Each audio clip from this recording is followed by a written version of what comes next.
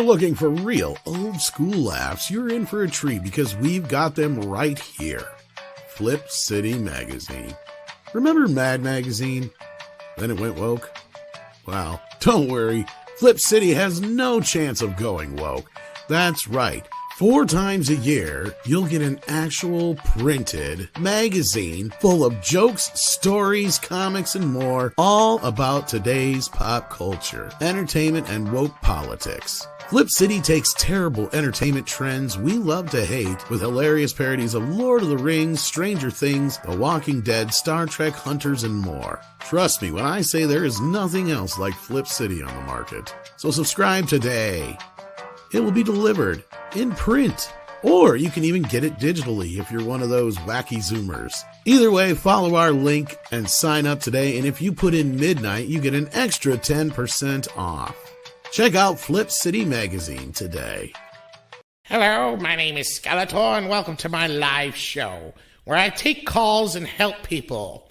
I know, I'm evil, but I use my experience as a villain and my dedication to never give up to give out advice to those in need. I know, I'm not nice, and I don't normally do these kind of things, but this pays pretty good, actually. So, we have our first caller, Cindy. Cindy, you're on with Skeletor. How can I help you? Hey, well, I'm a phone actress. My problem is my callers are coming way too fast, and in order for me to make any kind of dough, I need to keep a 7-minute minimum with each caller.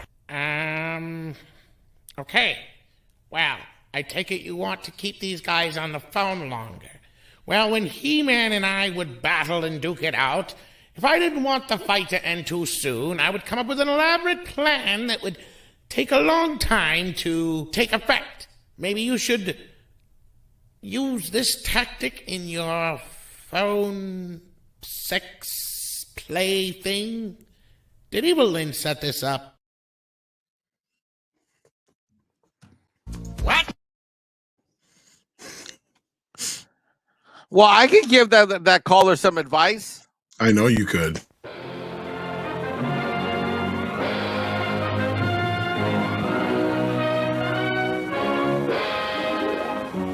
Television highlights of the news of yesteryear.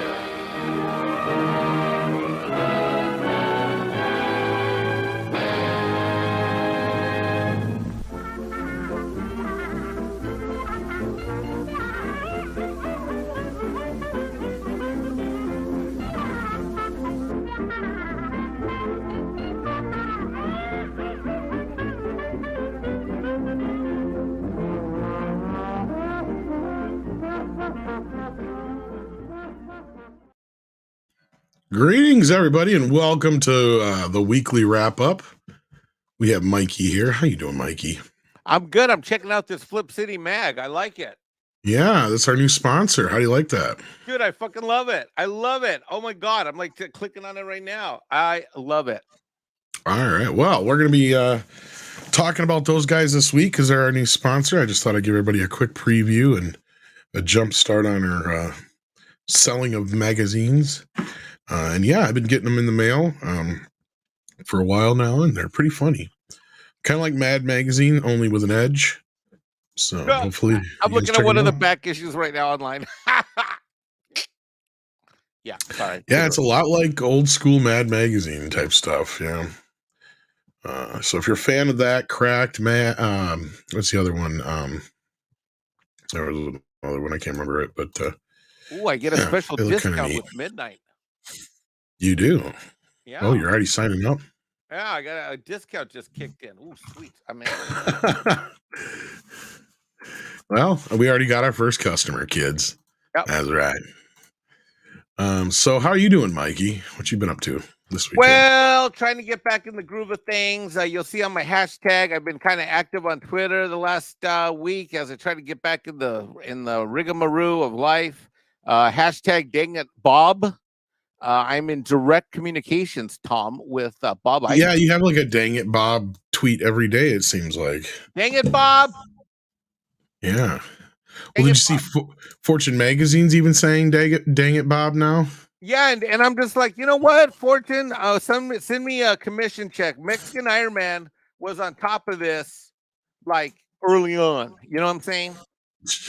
I'm sure we'll talk about that on the morning show, but just so everybody knows what we're talking about here. The Force has left Lucasfilm.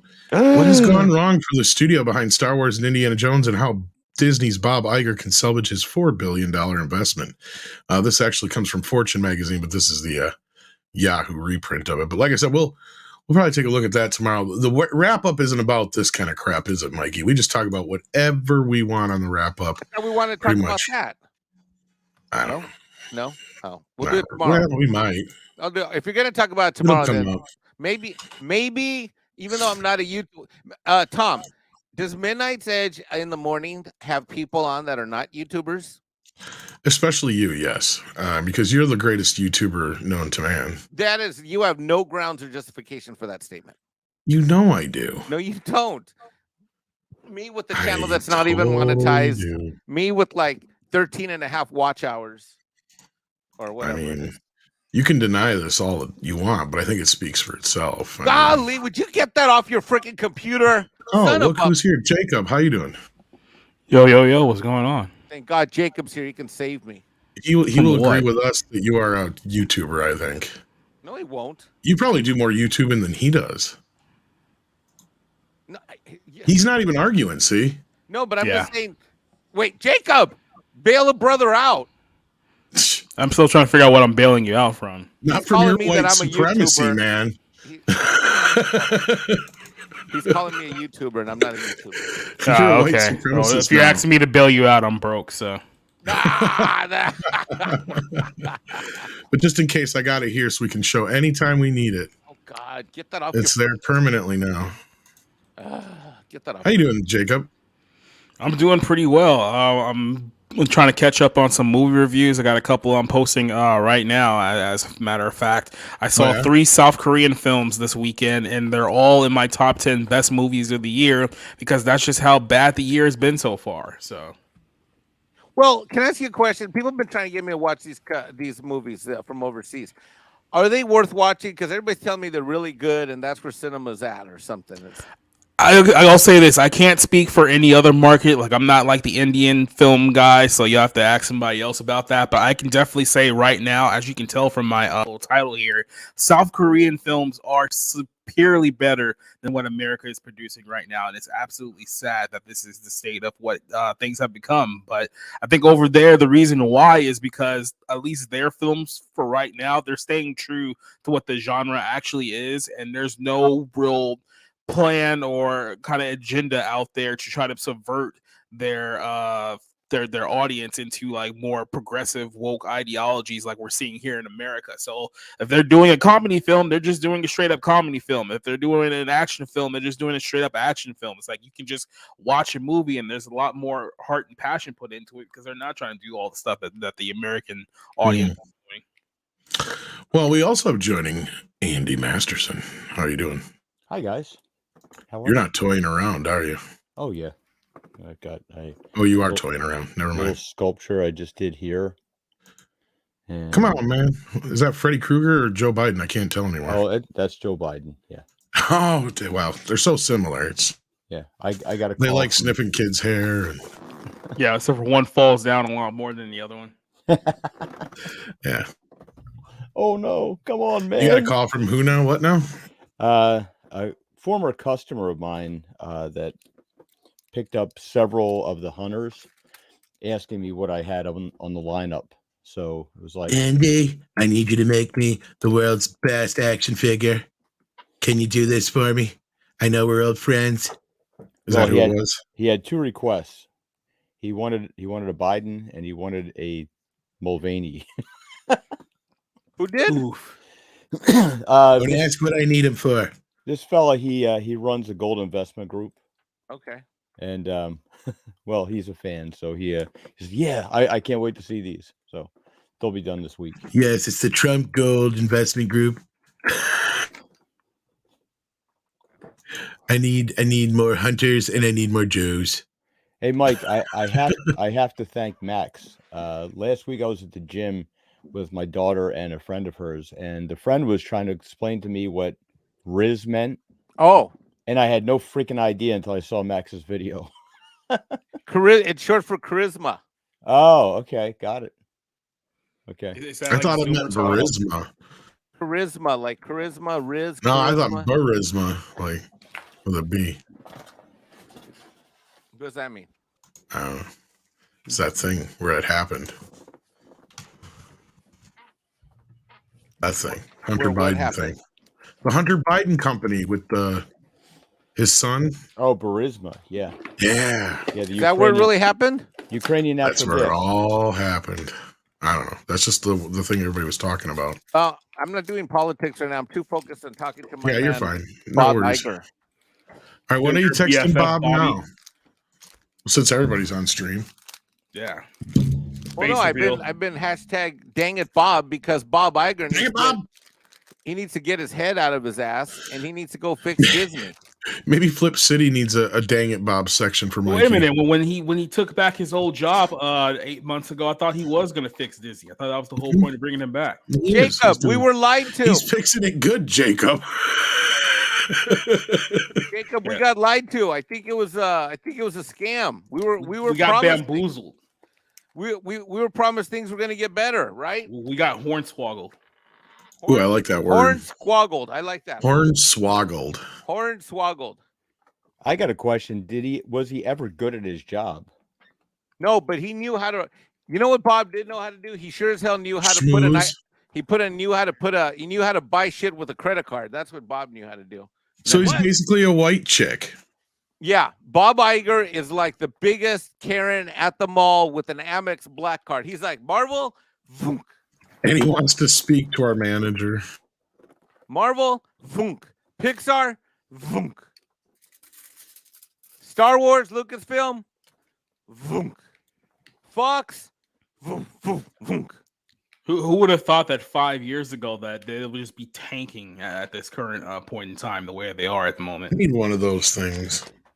I can just go Jacob, I was house. really excited that when Disney bought that they were going to have enough money to make really good quality Marvel films. And boy, was I introduced to a world of disappointment. Well, to be fair, they have a lot of money to make a lot of very mediocre Marvel films. So if that was your expectation, you'd be right on the money right now. Yeah.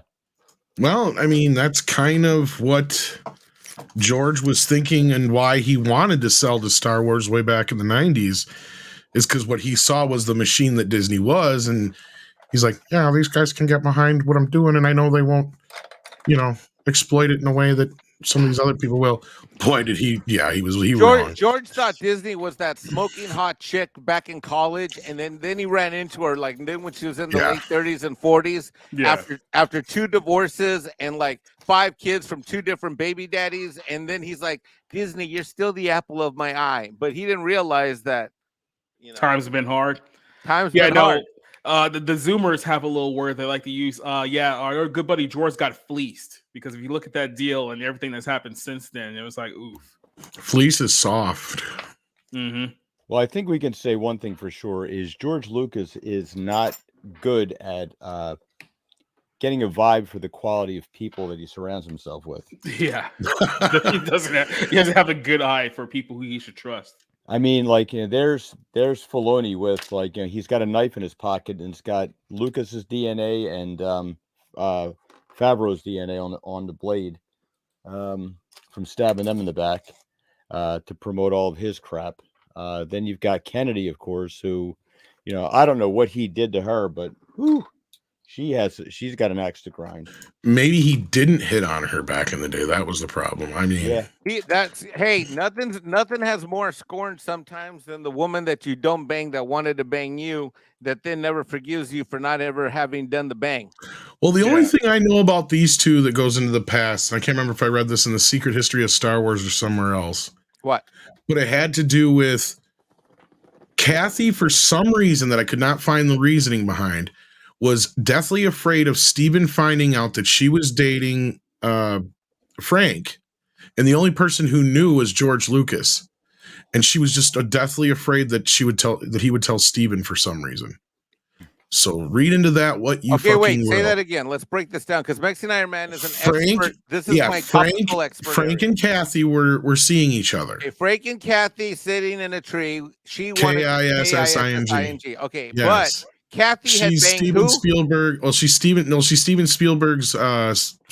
Basically his secretary at this point. And she banged who? She was with Frank, but the only person who knew that she was with Frank was George Lucas.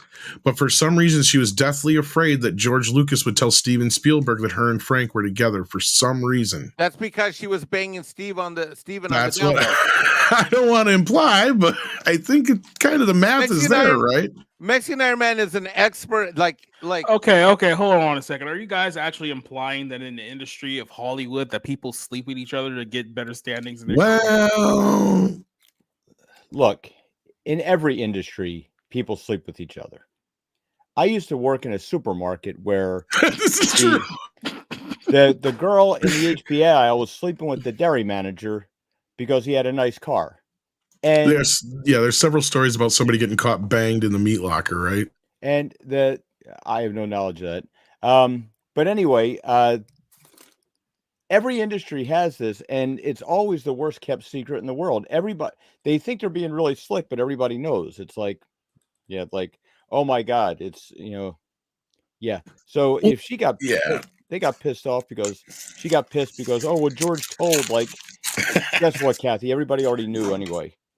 Yeah, and it evidently didn't matter because whatever it was that went down, she ended up becoming his producer anyway. So, of course, Frank already was. So she would have gotten away with it too if it weren't for you meddling kids.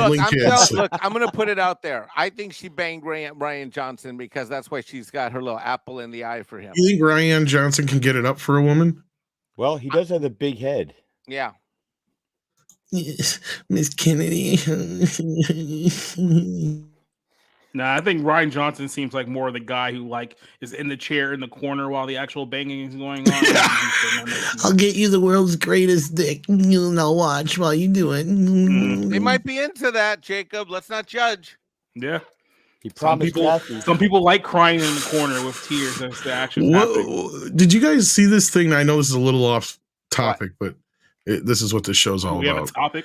No, we don't have exactly. Did you see where the guy is suing because his ex-wife made him into a cuck because she was screwing around on him? So now he's suing her. Did he know beforehand or just? No, he didn't know until after the fact, but he's suing under those grounds. Oh. Well, if he wins, that's gonna set one hell of a precedent. I can tell you that much. Right. Let me see if I can find it. Okay, wait a minute. So the wife said, "I want you to watch me bang another dude." In the God, Tom, you're making these. There's only so many of these puzzles I can figure out. Okay, this might be it here. Let me see if I find it. This might be the one. That or this is a different one, which is even funnier. And this is in North Carolina, Michael. Cuckold in North Carolina sued his wife's boyfriend after 2 years in court. He won. Wait, what? He's now owed $750,000, and that's a small example of big-time cuckoldry payout in the U.S. Is that Jack Murphy? I tell you what, you want that stuff to stop real quick, let the cuck start winning lawsuits. That's going to flip that whole thing right on its head very, very quick. Oh, boy, Paulie's timing's perfect on this one. Why? Paulie's in a committed long-term relationship. He's like, I know. He's going to be like, I don't even want to talk about this. Paulie's going to further think. I don't think he can hear us. Paulie's I like Paulie has having a issues. collection of super nice hats, but now all of a sudden he's dressed like a 13-year-old boy, which is kind of funny to me. I have no idea. He can't hear us. Can he hear us? Oh, yeah. I can hear you. Oh, okay. We didn't know because you weren't responding. Yeah, I had my shit was off. What's up, guys? You just showed up. And we're just about to talk about this. You're about to think. You're about to think. Bye. Low life. I say your timing is brilliant. Dude, what the hell? Okay, so in North Carolina, a husband suspected his wife was cheating on him. His first clue was she asked him for a divorce. Is this a fake paper? This has got to be a fake paper. It says relationships and true crime. His second, private investigator disclosed undeniable evidence that of her affair. 2 months later, the husband visited the county courthouse instead of filing for a divorce. However, he sued his wife's boyfriend for turning him into a cuckold. Yes, this is the one I was talking about. The wild part is after 2 years in court, the husband just won. And now the wife's boyfriend owes him $750,000.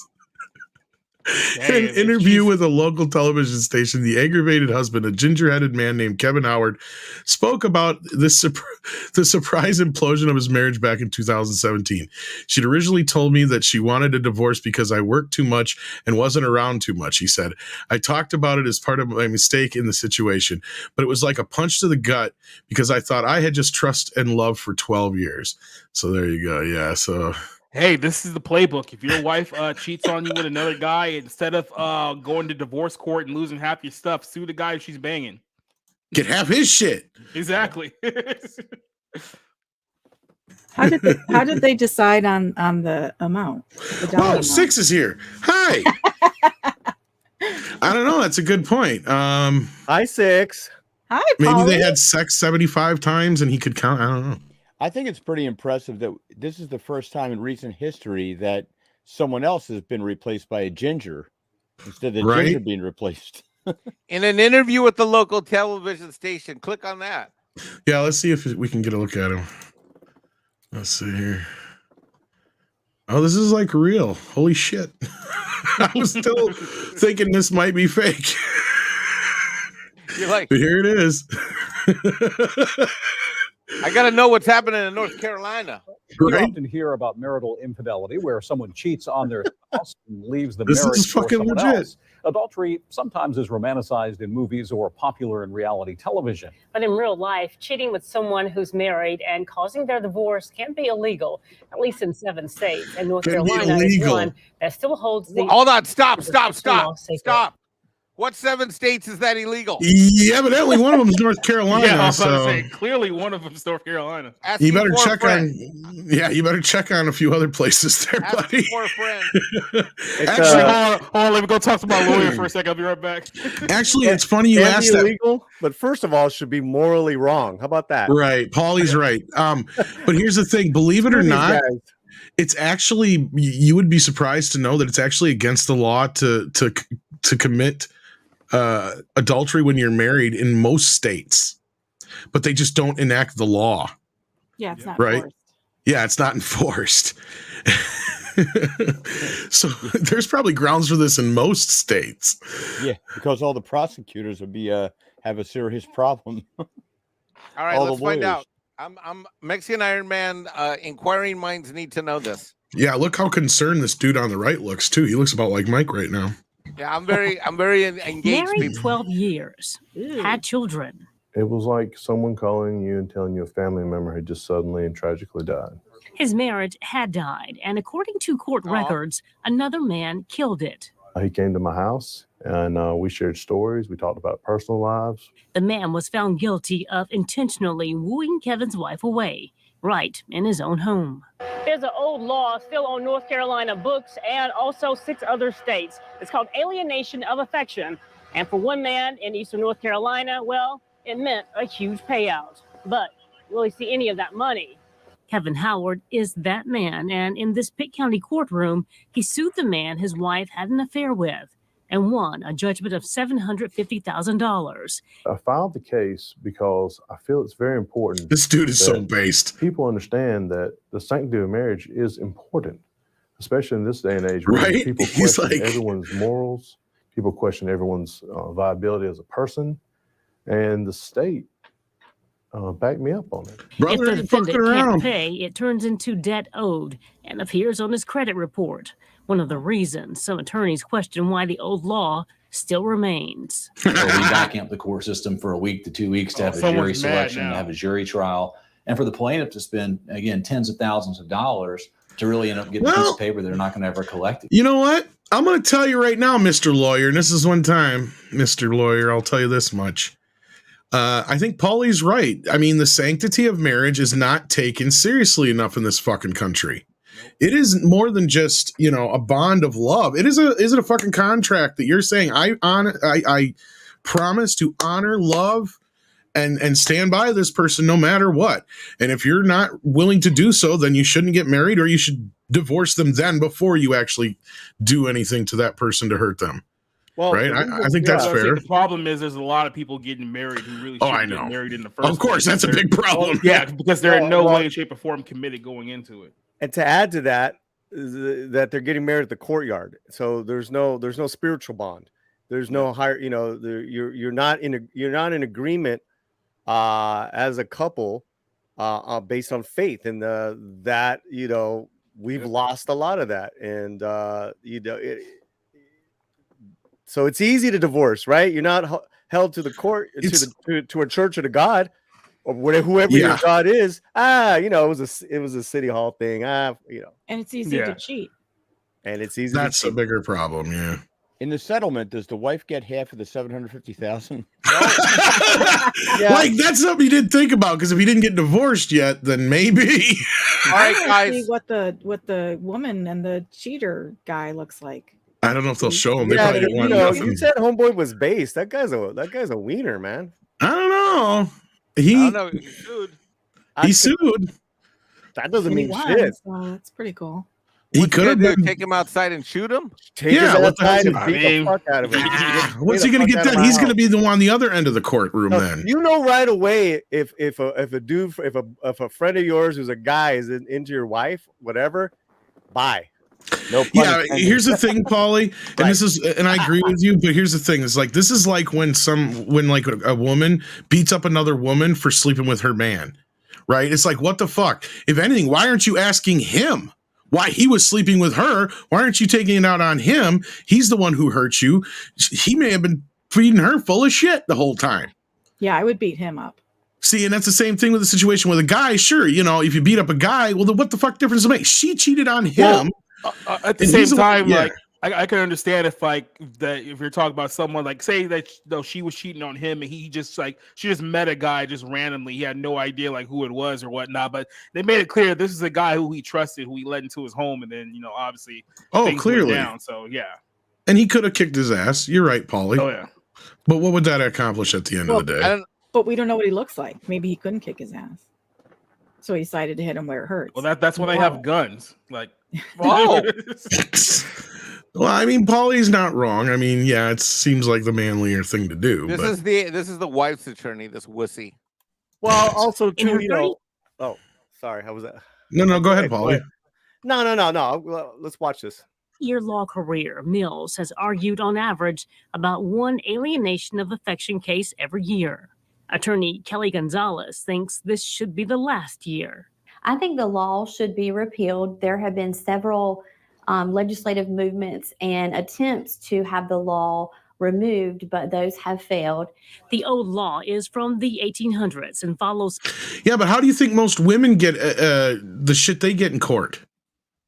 Should all those laws be revoked too then? Yes. It's like the second law that's in the books disadvantages a woman. All of a sudden, hey, we need to start looking into this law over here. We don't want to start a precedent that could negatively affect, this thing being Well, it's used against men all the time. I mean, it is, yeah.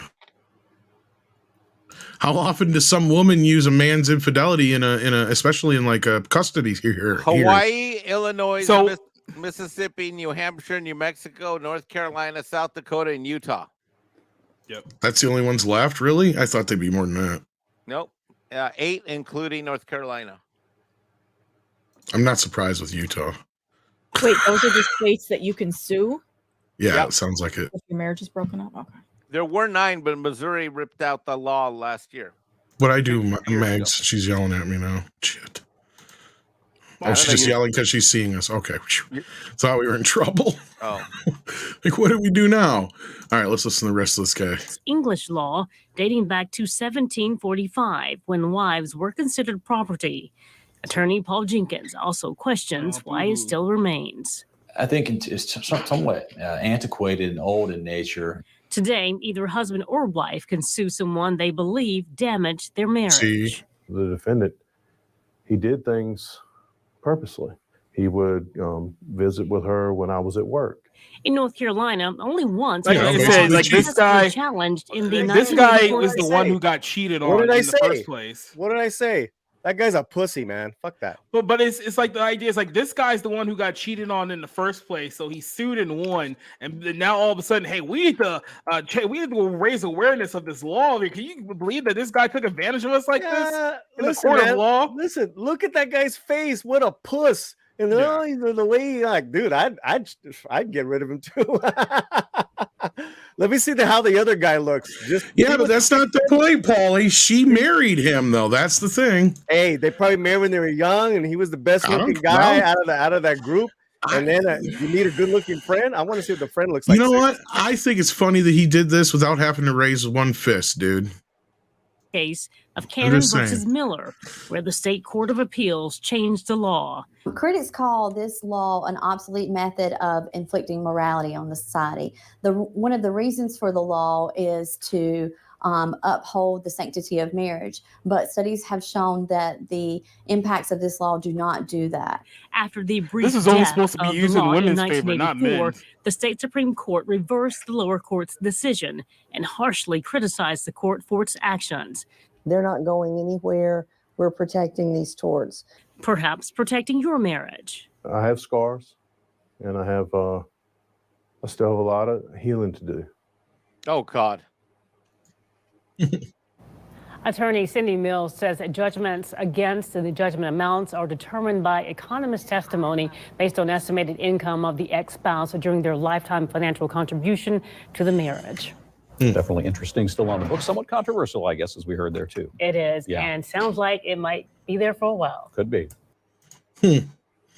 How dare we uphold morality?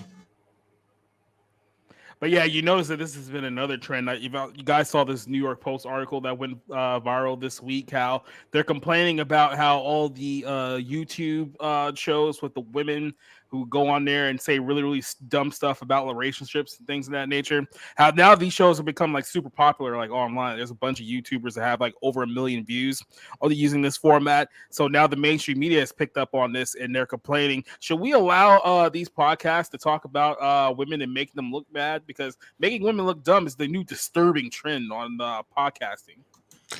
Well, I do the opposite. So I don't, I kind of laugh at this. Yeah. It's essentially like they're letting these women go on there talking about like their ideal men and how many men they've slept with at this point and all these like really just abhorrent things that you wouldn't want your potential wife/girlfriend to say in any scenario whatsoever. And because people are picking up on this and they're starting to realize that there's a lot of bad traits. Well, you could say with men too, because they've had a few shady guys on the shows too. But people are looking at this as like, oh God, this is the dating pool in 2023. These are the people that we have to look forward to. So now that there's a negative connotation with these people, they're like, hey, this needs to be the next YouTube trend we shut down because we can't have people out here thinking that, Are you saying they're not wifey material at all? I mean, no. Hey, as I don't know about anybody else on this platform right now, but I'm in the dating market, and the dating market is pretty rough. Especially once you get sub 30, sub 35.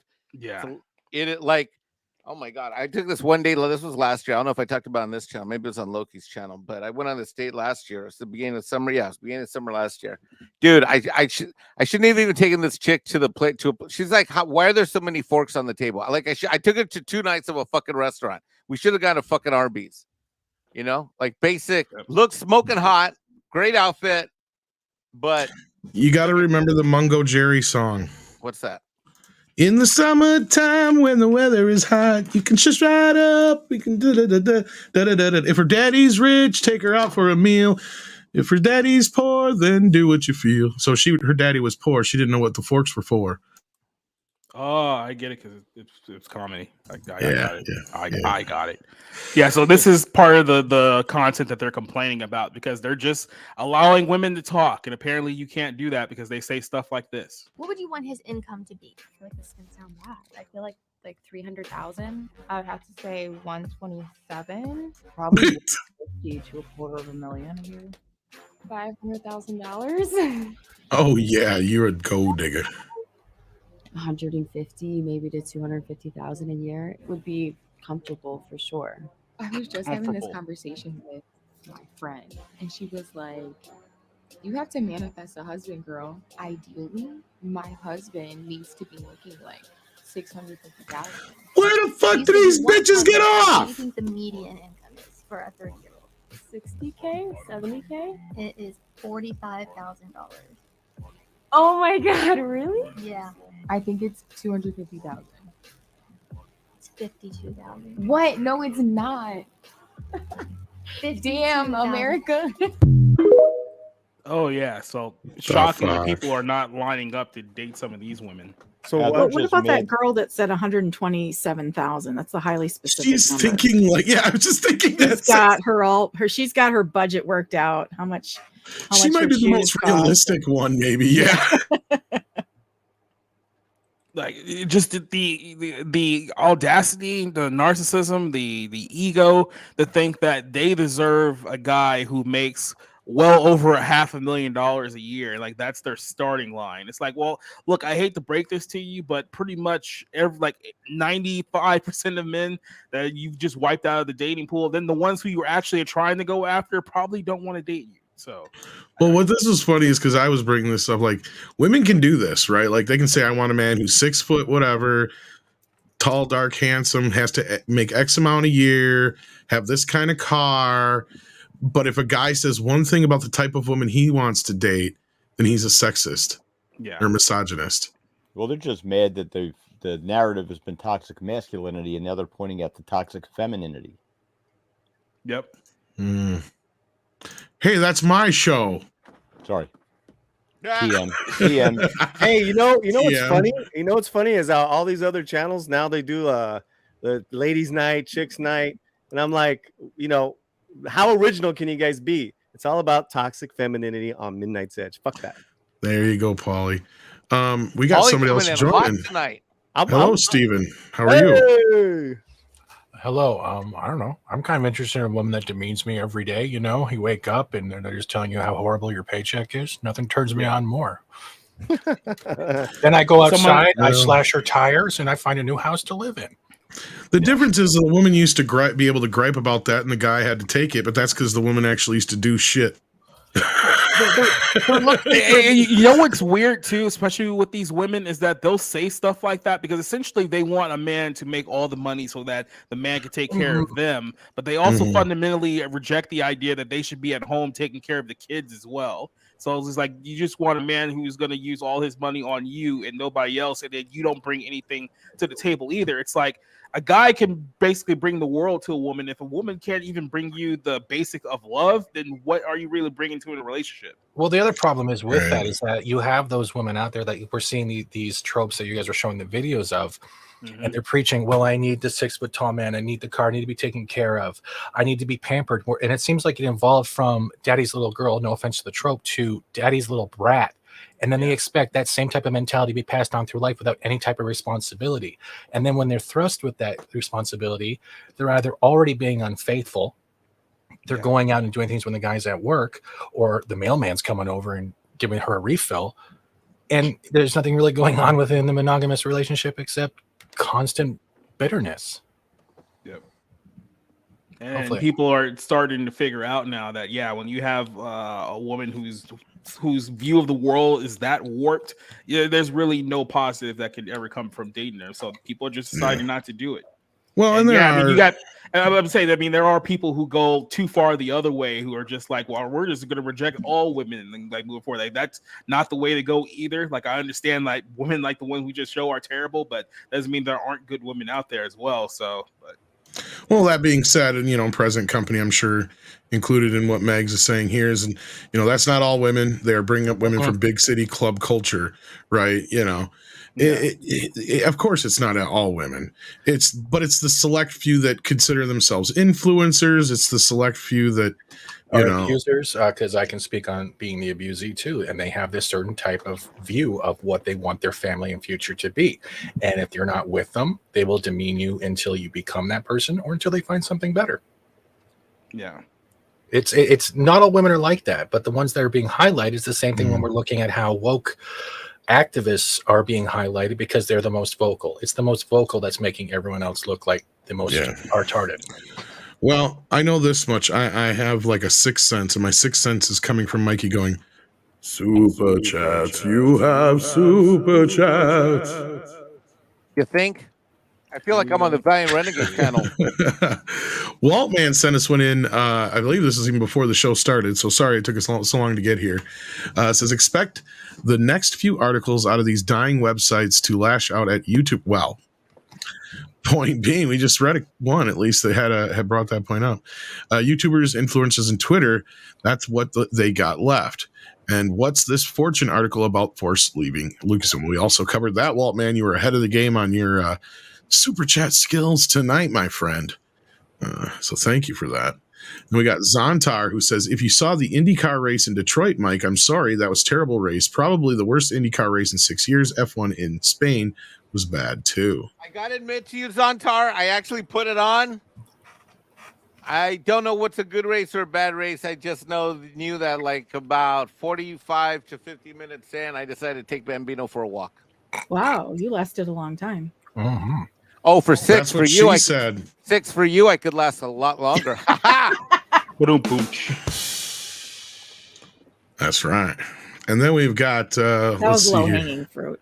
It was, but it usually is. I mean, look, don't worry about Detroit. They have enough problems out there. I mean, the Lions are still there. There's going to be more disappointments this year. Well, they're just a couple years away from Delta City, so yeah. Delta City. David Glenn says, "Can I get a rabbit chicken wrap to go?" Of course you can, my friend. Absolutely, David. Hold on, David. I've got it right here for you. He's got them. Yummy, yummy, yummy rabbit chicken in my tummy. I don't know how clean it is. Don't know if it's radioactive. Here we go. Might taste a little gamey. Gay me? Gamey. That thing just looks like irritable bowel syndrome. There's Mikey's house. It's just chock full of them bastards. I like the plantation better. Paul can tell you. Paul, Latino son, can tell you that the fact that you picked that house is eerie because, Paul, doesn't that look like my house, like almost exactly? That's not your house, man? No, he just picked a random picture. Just picked a random house. I fucking thought that was your house. I know, he said that the other day. Because I've been, I stayed there for a long period of time. He's like, yeah, that's Mikey's house. That's not around his house. But that's his house. He said, yeah. It's like, what the hell, man? The house was not nice when I went there. Oh, he's just missing the squirrel. That's all. Sammy. Where's Sammy at? He's hanging out back. I tell you, Sammy's got a wife and kids now. Yes, you did. You told me Sammy was macking out. Yeah. There's a little squirrel family in the back now. And, so you got Sammy Jr., Sammy the 3rd, Sammy the 4th, 5th, 6th, and 8th. They're like little. 7th didn't make little it. Squirrels are like little. They're like little. See, one's named after 6. See, Sammy the 6th. That's an Ewok. What the fuck? So fucking what? Andy puts up a fucking squirrel. I got something. See, Andy actually has a Sammy the Squirrel. I'm assuming that's for Mikey's doll. Dude, I'm just trying to be in the his action club. figure. I'm sorry. And no, but you got an Ewok. That was funny. Wait, let me see the Ewok again, Polly.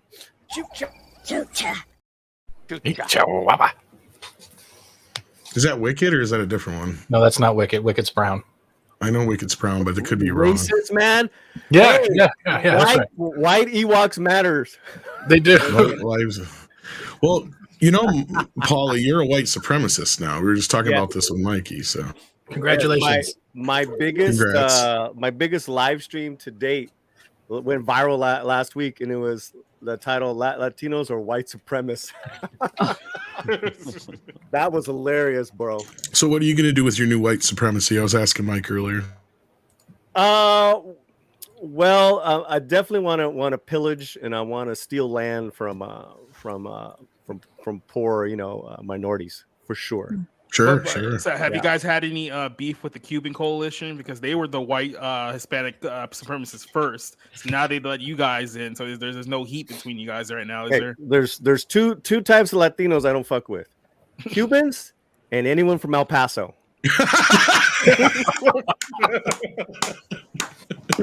Yeah, don't fuck with Texicans. Yeah. No, El Paso. El Paso, Texas. Yeah. Danny Trejo land. Yeah. Ladies and gentlemen. Well, he was in Death Wish 4, so Yeah. Well, if you think that the El Paso ones are bad, the ones on the other side of the border aren't exactly too friendly either. So. Well, they come over freely now since they all got white supremacy. So. No, he's talking about the Juarez cartel. Oh, the cartel? No, yeah. Ooh, yeah. Hunch the Dirty Roofer says, Mike, this sounds like another opportunity for expansion. Bob needs to hire Rabbit Chicken Management Consulting Services. You know what? That is right. We need to get in on some of that sweet business consulting corporate action. I'm going to have my special envoy near Burbank, Mr. Latino, last name Slant, handle that negotiation. Hunch, we're gonna now. Paulie's not cheap. Paulie, what are your currently hourly rates? Are they $5.50 an hour? I think right now 6 might be a good time for me to take my shirt off for a small price of $50. Oh. Okay. That seems he shaves his chest, kids. Paulie wants to celebrate Pride Month right here, right now. Right here, right now. If his nipples are rainbow, I'm out. We're only 4 days in. And Listen. For Feria, I'm down. That's the way, right, Andy? By the way, earlier this week, one of our guys in our chat called Pride Month Gay Ramadan. Look at those guns, man. That boy works out. Hold up. That boy works out every Jacob, day. what'd they call it? They call Pride Month is now called Gay Ramadan. This guy works out Gay every day. Ramadan? Do it again, Andy. Do it again, Andy. Oh, he's pumped. Motherfucker makes me feel bad. Right there, baby. And right I should feel bad. Right there. Nicholas Horton sends us a member chat. Oh, look at that. Boys you guys in and their your 50s. guns. Yeah. You gotta do it like this. Nicholas Horton has been a member for 20 months. You got to do that one where it's like, excuse me, ladies, is the juice bar this way or that way? Come on, Tommy. Don't give her the gym routine. Nice. I'll find it. Also, Mikey, Hunch did a request. He wants you and me to do Lawnmower Simulator sometime. What? Does this game actually exist? Yes, it Yes, actually it exists. does. And Hunch actually asked us yesterday if you would be willing to do It live is literally just mowing the damn lawn. Is it on Steam? It probably could be. It'll be a My snow kid- Mexican and an actual Mexican. mowing Can't lawn. get my fucking kid to mow the actual lawn, but he'll play that fucking game. If it's on Steam. All right, breaking news. Is it on Steam, Steven? Yeah, it's on Steam. Yeah. All right, Mexican Iron Man. See that computer behind me, Tom? The monitor. Yeah. All right, I'm gonna get that loaded, and this week I will live stream with Fat Steven, and I will live stream from my channel against his channel. We're gonna do this. All right, you better wear a sombrero. I want it to be realistic. Hell yeah, Hey. I'll wear a hockey jersey. That's fine. I've been wanting to get that cop simulator, but then I found out you don't really get to do much other than like just give out tickets, and it's boring. So I was got like, yelled "Eh." at in a live chat the other day for making Mexican jokes by someone who was in a live chat. Ooh, fuck them. I was in Legal Mindsets channel. What? When? Some lady said that I should stop making Mexican jokes because she's married to a Mexican and they have a kid that's half Mexican. It's none of her fucking business. And I'm hurting the pride of Mexico by making Mexican jokes. You know, you never hear an Irishman think about pride of Notice Mexico. it wasn't her Mexican husband telling me to shut up. Yeah, It was right. white Some guy. Karen. You You know, should, this would have been funnier. Somebody should have made this Mikey. This would have been funnier. It was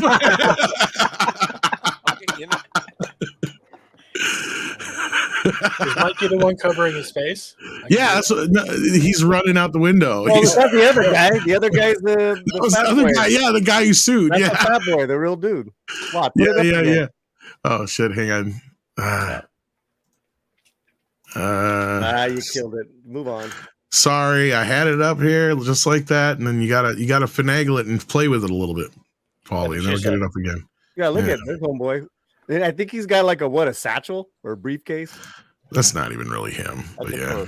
No, That's I know. way it's too a good thin for photo. him. That's a good photo, though. I think I know that guy. Walter Tomaszewski. Yeah, Mikey knows his wife. Walter Tomaszewski says WGA versus Apple. What's the scoop? Oh, this is probably to do with their Apple Plus shows, I I'd put it in imagine. the private chat for you. All right. What we got here? Deadline. Because I heard the WGA, the Directors Guild managed to Hey, Steven, you can change your avatar now. come up with a deal. Yeah, Steven. WGA thinks different striking scribes target Apple stores in HQ for Monday protest.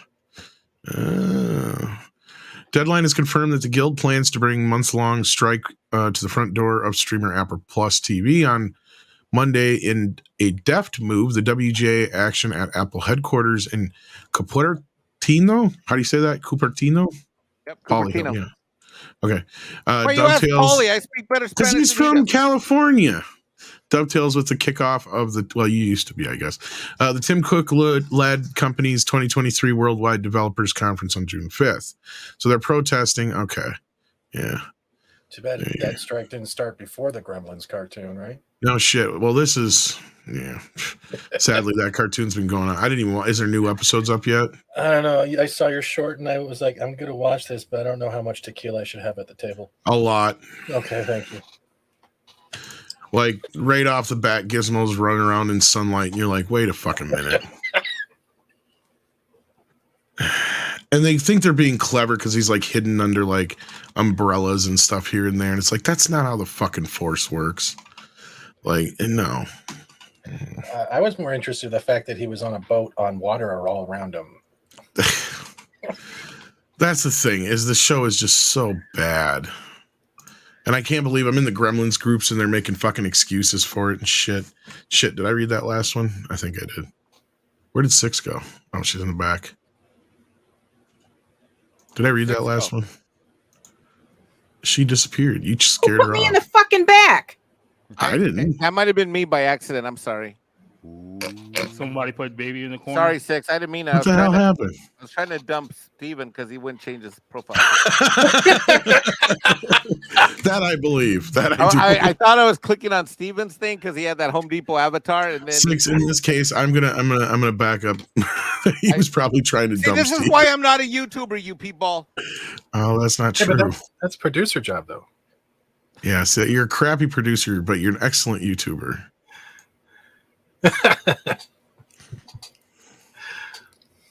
Apologize to 6. I'm sorry, 6. I love you. I love 6? you more. See, it's all worked out now. Hold on. Did I read that last one, 6? I didn't but know. I need to get No, you closer didn't. just to be. Oh, You so I read. gotta- You're good. Like I've gotten rid of everything you read. Okay, so I don't remember getting rid of it. Oh, you did? Okay. Yeah. Mr. Tickle Trunk says, all these women being made fun of are taken from hookup clubs. The red pillars use them to push books, etc., trying to say all women are like that. Yeah, exactly. And that's the point Megs and others are making here is, yeah, not all women are that dumb. So let's see here. What else we got? Next one on the list. Tickle Trunk says, if you think dating sucks, avoid all the dating apps. I know, I can't get a date on a dating app. They're just for hooking up, not dating. I can't even hook up on a dating app. There was a trend years ago where like women were using those dating apps to like basically scam dudes out of like pizza and food and stuff, thinking that they were gonna like hook up with the girl. They would just take the food and like never contact them again. I can't even get anybody to use me for that. Did you just say pizza and food? Oh, well, yeah, like pizza's not food, right? Well, I mean, Jacob is right. It is a special kind of food. It's whole food No. group. No, let's move on. Are we going to call Domino's food? I'm gonna I mean, let's blow. be honest here. I'm gonna scream at Tom. So let's just go on. Tom, there's one thing you forgot. Uber Eats app is not a dating app. It's not? No wonder the bitch keeps leaving. Like, she just shows up and she takes one look at me and she's like, gone. I'm like, what the fuck? When it says buy one, get one free, it doesn't mean you get a second date. I couldn't bitch too much because at least she'd leave the food. And your Cuban maid does not fucking count, Tom. I don't have a Cuban maid. I wish I had one. If somebody wants to apply, that'd be amazing. I mean, look, it's we, hard. we got Jolly here. We got a blue individual. Oh, hey kids. No, I wanted to pop in and personally thank Mexican Iron Man for coming on last night with his AR-15 and saving the show by plugging a few rounds in El Perro. You got an AR-15? I got 2 of them. Why? Oh, sweet. That means we can have gunfights. No, that means we go to the range. No. Yeah. No, okay. And then the rest of this, he says, avoid those or you'll be... Avoid those, you'll avoid most of the bimbos. But what if I want to find some dumb bimbos, Then Mr. you T? call me and I So you tell go to I a take dive you out. bar like a real Pick up man. the Oh, I cashier at Walmart. Oh, there it is. There you yeah, go. the El Perro bullet. Nice. Holy cow, that's huge. My Yeah. God. It's got Perro's name on it. Name on it and everything. Aurora Uplink has been a member for 1 month. Thank you so much. And then Mag sent us in a super chat and says, this is the all reactionary culture now. All women bad, all men bad. 2 sides of the same coin, it seems. Yeah. No, totally. What is a woman? And you know, and not because I know. you know. Rick me. I can't define that, or Twitter will boot me. I know. Well, pick me. Social media has destroyed dating life. Instagram and instant gratification. Unfortunately, a lot of women are all chasing the top 10% of men. They all want 6 foot tall and 6 figures and at least 6 inches, and they kind of. I think there's a little too much gratification. I think social media has ruined a lot of it. That's what I think. I have 6 fingers. What did 6 say? I said, stop saying all. You said, I know you don't mean all women, but when you say all women. Did I say all? Yeah. Oh, I meant most. There you go. Well, the difference is now is that men can't say what they want. Double down and say, "Oh yeah, I meant all." That's the big difference now. There's still just as many asshole men and worthless piece of shit men. Trust me, especially a lot of these woke fucking cuck motherfuckers, right? Oh, yeah, like the ones going after Cammy right now in Street Fighter. That's fun. And there's still bad shit that men always did and probably will continue to do till the end of time, like whip it out, like Hugo here. Did you guys hear about this? Full Monty actor was booted because he was in the Full Monty. I read that story. It is some of the dumbest shit I ever heard in my life. Yeah, like he's in his own trailer, and she walks in on him, and he's punished for it. Who walked in? An aide or something. An assistant. Oh, okay. Okay, here, I'll just read it real quick. Yeah. Because maybe he said, "Come on in." He did. Well, I don't know if he did. We'll get to that here. British actor Hugo Spear, who appeared in the hit film The Full Monty, has given his account of how he believes he was unfairly sacked. I like how they use sacked, considering that's British, from the forthcoming Disney spin-off television series.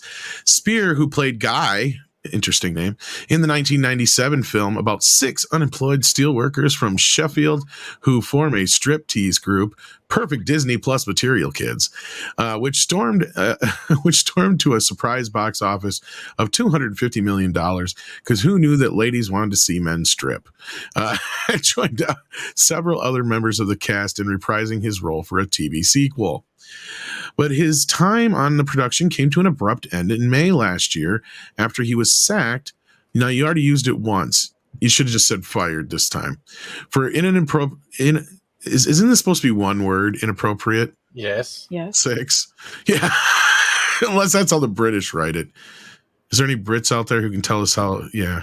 Inappropriate conduct during filming in Manchester, North England. Spear has now told UK's Daily Mail that Disney terminated his contract after he was seen naked in his trailer by a female runner who had knocked on his door and then opened it without waiting. Well, shame on her. Yeah, how's that his fault? Spear told the newspaper he hid himself behind the wardrobe and thought no more about it until 6 days later, when he was told there had been a couple complaints, referring to the incident and another when he'd walked naked past his open trailer door. Now, why are you looking in? Right, like, wait. If it's not yours, don't look in. Like, what happened to peeping Toms here? No offense. I thought Britain wasn't so hung up on this shit. The runner is the one who should be fired. Yeah, I agree. Money. Whoa. Money. And not only that, he's in a movie about showing off his shortcomings. It's funny that these things don't happen on the sets of Magic Mike. If that was a woman, that never would have happened. She would not have been fired. No, well, the runner would have definitely been fired then, especially for walking in without permission. Yeah. That's like an aide walking in on a porno star and then saying, "Oh, I'm sorry, I saw you naked. I'm so sorry right now. I gotta go over here now." And then get I just want to say, how do we know he wasn't in costume? I mean, no. I mean, it's about strippers. Wait, that was a good joke. That was good. I just didn't get it till just now. Did I step on it? I'm sorry. No, nobody else laughed, but no, it wasn't that great. It was kind of a bad joke. I said maybe he was in costume. Because they're showing the full Monty. Yeah, that was a good one. Wait, hold on. Go back and tell the joke again. Maybe the last. No! Say it a third time. Okay, everybody Jacob, get you ready. ruined it. Tom's going to You tell a ruined- joke. I'm blaming Everyone it get on ready Jacob to this have time. the applause emoji for Tom ready. Action Com says, could Will Smith sue anybody? Just ask. Yes, actually, it's funny you ask. But his marriage hasn't broken up yet. I have no sympathy. Name out your goddamn mouth. I was going to say, if any motherfucker in the world right now, but I don't know if that law's in effect. You didn't say California, did you, Mike, or did you? I can't remember. California is not on the list. Of course not. Yeah. Shock Look, not. I can't feel bad for Will Smith. He could have left Jada for Margot Robbie like 7 years ago, so that L's on him. I know, right? But true. But, she did sleep with her son's friend. I mean, that's just weird. And alopecia, not confirmed, is a really horrible disease for women, right? Yeah. You can't make jokes about that. Yeah, or else you Sinead deserve O'Connor to is get very assaulted. offended. Why does she still have eyebrows? Because they're drawn on. I think she bored him off her son. I don't think she really has it, but I'm just saying. Hey, I could be I wrong. hear they recasted Homeboy in the Full Monty with Lizzo. Oh no! Is that why she gave up her music career? That was the other thing that was going around today. Hey, I got a question about Lizzo. If everybody says she's so beautiful, why do women get insulted if you tell them they look like Lizzo? That'd be funny, but I've heard that like 20 times now, Andy. Actually, that works on his double really? entendre, Andy. They're either closet racist or they don't like being called fat. Tom, you're an attractive man. You look like Lizzo. Fuck she you, does have a Mike. pretty face. She's very beautiful. Her face. Mm-hmm. My problem is it's just you're telling people it's I on. like how there's just silence after she said that. There's just- Agree. I don't mind. And the two most judgy guys on the panel are just like, nope. No, no, no, no, no, no, no, no, no, no, no. No, no, no, no, no, no, no. I think that's Hey, Polly, what's Hell to the no. Hell What's to the the Mexican no. word for no? See, Charlie. That's racist, Jolly. That's racist. Waltman says, saw Guardians of the Galaxy 3, thought it was all right. Also, BuzzFeed is being threatened of getting delisted off of NASDAQ. Well, aren't they like basically shut down now anyway? Do people read No, that? they executed a new deal. Soros people or whoever they are. But their stock is in the tank. Excuse me, sorry. Gotcha. Yeah, it's getting late for Mike. It's getting on his bedtime. Magitech Mag says, here's $5 for the Polly shirt off fund. Well, there's a start. Wow. Yeah, but you missed Polly the part Oh where my gosh, he's doing it almost at a discount price. Now Magitech's gonna send $50 for the Mexican Iron Man pants off. here's fund. another 5. He says, here's a heart for Mikey since he dealt with a Karen. Yes. Oh, look what you did with your hair. ActionCom says, pull up the British Pathé of Arnold Schwarzenegger. Compare what he looks like in the latest Netflix promo. British Pathé of Arnold Schwarzenegger. Food bar is not bad, but it's not great either. It's like watching True Lies taking your kid to work day. I saw the first episode. It was fun. I mean, it's like you said, right? It's not really. It's like forgettable. I'm sorry. What have I been watching all weekend, Mike? You've been watching The Last Kingdom. I've been watching an old show. The Plumbers. If anyone watched that, the miniseries with Woody Harrelson in the Watergate, good. Watch it. Oh, is that good? Is that? Yeah, it's good. Okay. Yeah, and What's Justin it called? Theroux. Justin The Plumbers. Sorry. Yeah, Justin Theroux and Woody Harrelson. They're playing. Aren't they playing? G. Gordon Liddy and the other guy. Yep. Yeah. And working for Nixon and stuff. Yeah. Yeah, it's like. Didn't it come out last year? I think it came out this year. I don't know. I burned through it, and all I can say is don't drink the whiskey. Okay, is this what you're talking about here, ActionCom? This is a picture of him here. It's a joke in the show. Ugh. Oh my gosh. He's young. Yep. Yeah, that's Arnold, 16 years old. Yeah. Wow. Yeah. And then you wanted me to show a picture of him in Fubar? Oh, yeah. Well, you all know what he looks like now. He's 75. He looks great. Yeah, he looks pretty good for his age. Yeah, just like Lizzo. He looks better than Madonna does. That's for He sure. looks better than Lizzo. Not quite as good as Lizzo, but yeah. He doesn't look as good as Mr. H. That's a handsome man. Fuck that. Fuck you and your he does look bullshit. good. He I am Cuba. in like the first scene, he speaks like his native language. It was like, damn, he sounds good. I can talk stuff, Polly. Screw your freedoms. Is it too late to do Jingle All the Way 2 with Sinbad? No. Is that guy still alive? As long as he's still alive, it's never too late. Hey, everybody, I'm Sinbad. No, get rid of Sinbad and get Shaq. That'd be a good one to watch. Hey, The only thing that sucks is no more Phil Hartman. Yeah. I'm going to go all the way, low. And then we got Mr. Tickle Trunk who says, you want to find a woman, be a kid's camp counselor, religious, look at a church, try out new hobbies. A lot of good women out there avoid apps. Yeah. Well, that's true. Mexican Iron Man goes to the bars at the harbor boat dock. Is that the Donkey Tijuana one? No, the ones right here in Hilton Head. There's always like drunk boat. They church? call them boat bunnies. Boat bunnies. We're Like passed 80? out on the dock. And you I've would been think there. I don't I've have been there. You've been there. I've been And there you with Mike. right. And you would There's think, some older babes, man, but you got to come with like Fedia. You got to come with some money. yeah. Oh, yeah. So they're prostitutes? What? No. Wait, why No, do you no. need money then? Yeah. Because so here's the deal. You either gotta have a boat, or you're in from out of town, or you live on the island. So basically, where Polly's from, where I'm at, going across the island, you got to pick your boat bars, and it's pretty much like from north to south. South they get younger and hotter, but then north they get older, and they're usually divorcees. So basically, what I do is I go to the south side of the island, and I let them know I live in Hilton Head Plantation. They're like, ooh, which is like a fancy part. And I just got to tell them we're legally brothers then, right? Yeah, deal's closed. So I can't offer them like Target gift cards and still get the same type of thing as money? No, just tell them. No, just tell me a little bit. Are they all? Hey, Mike, are they all wetas or what? They're all. Yeah, they're either 25 to 35, or they're like 45 to and up. Any of them ask you to like, they're into the Latin lover shit? Oh my God, dude! It's like, do you affect your accent at all? where are you? I can see Paulie coming into that shit too, They're just like, acting all like. they're like, where are you from? Well, I just moved here, and I bought this house, and the Okay, Houston hip. Mikey, you want a tip? Go watch a bunch of Antonio Banderas movies, then talk like that. You're in like gold. Oh, you have no idea. Dress up like Zorro. You just come in and be like, yes, I live on Hilton Head. I've been No, harvesting. It's not even this. that. You guys gotta like tinge it a little bit of Spanish. Like, They don't know. what? No. Let me talk to Six. Oh, wait a minute. Let me talk to Six for a second. Hold on. Okay. Hola, Six.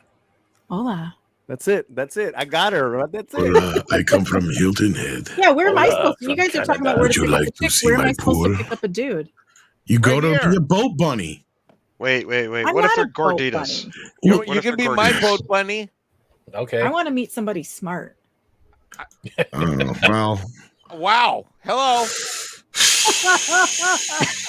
he did go to Stanford God, what do you got to do around this show? and Oxford. And Are the older ones gorditas, Mike? Gordita crunches. No. Gordita crunches. Gordas, not gorditas. Gordas. Action Cop says if you need further dating help, Mr. Tickle Trunk has an app for that. Yes, he does. Thank you so much, guys. And that brings us up to speed on these super chats. I got one more for Six. Okay. Six. ¿Dónde está el baño? What about the bathroom? See, Yeah. she's already excited, ready to go. Yeah, that's where it was. The bathroom? Oh. That doesn't excite me. Well, this does sucks. Spanish excite you at least? I didn't know Donde about this. Well, your voice La does. cama, I think. Right? All right. Um, Thank you, sweetie.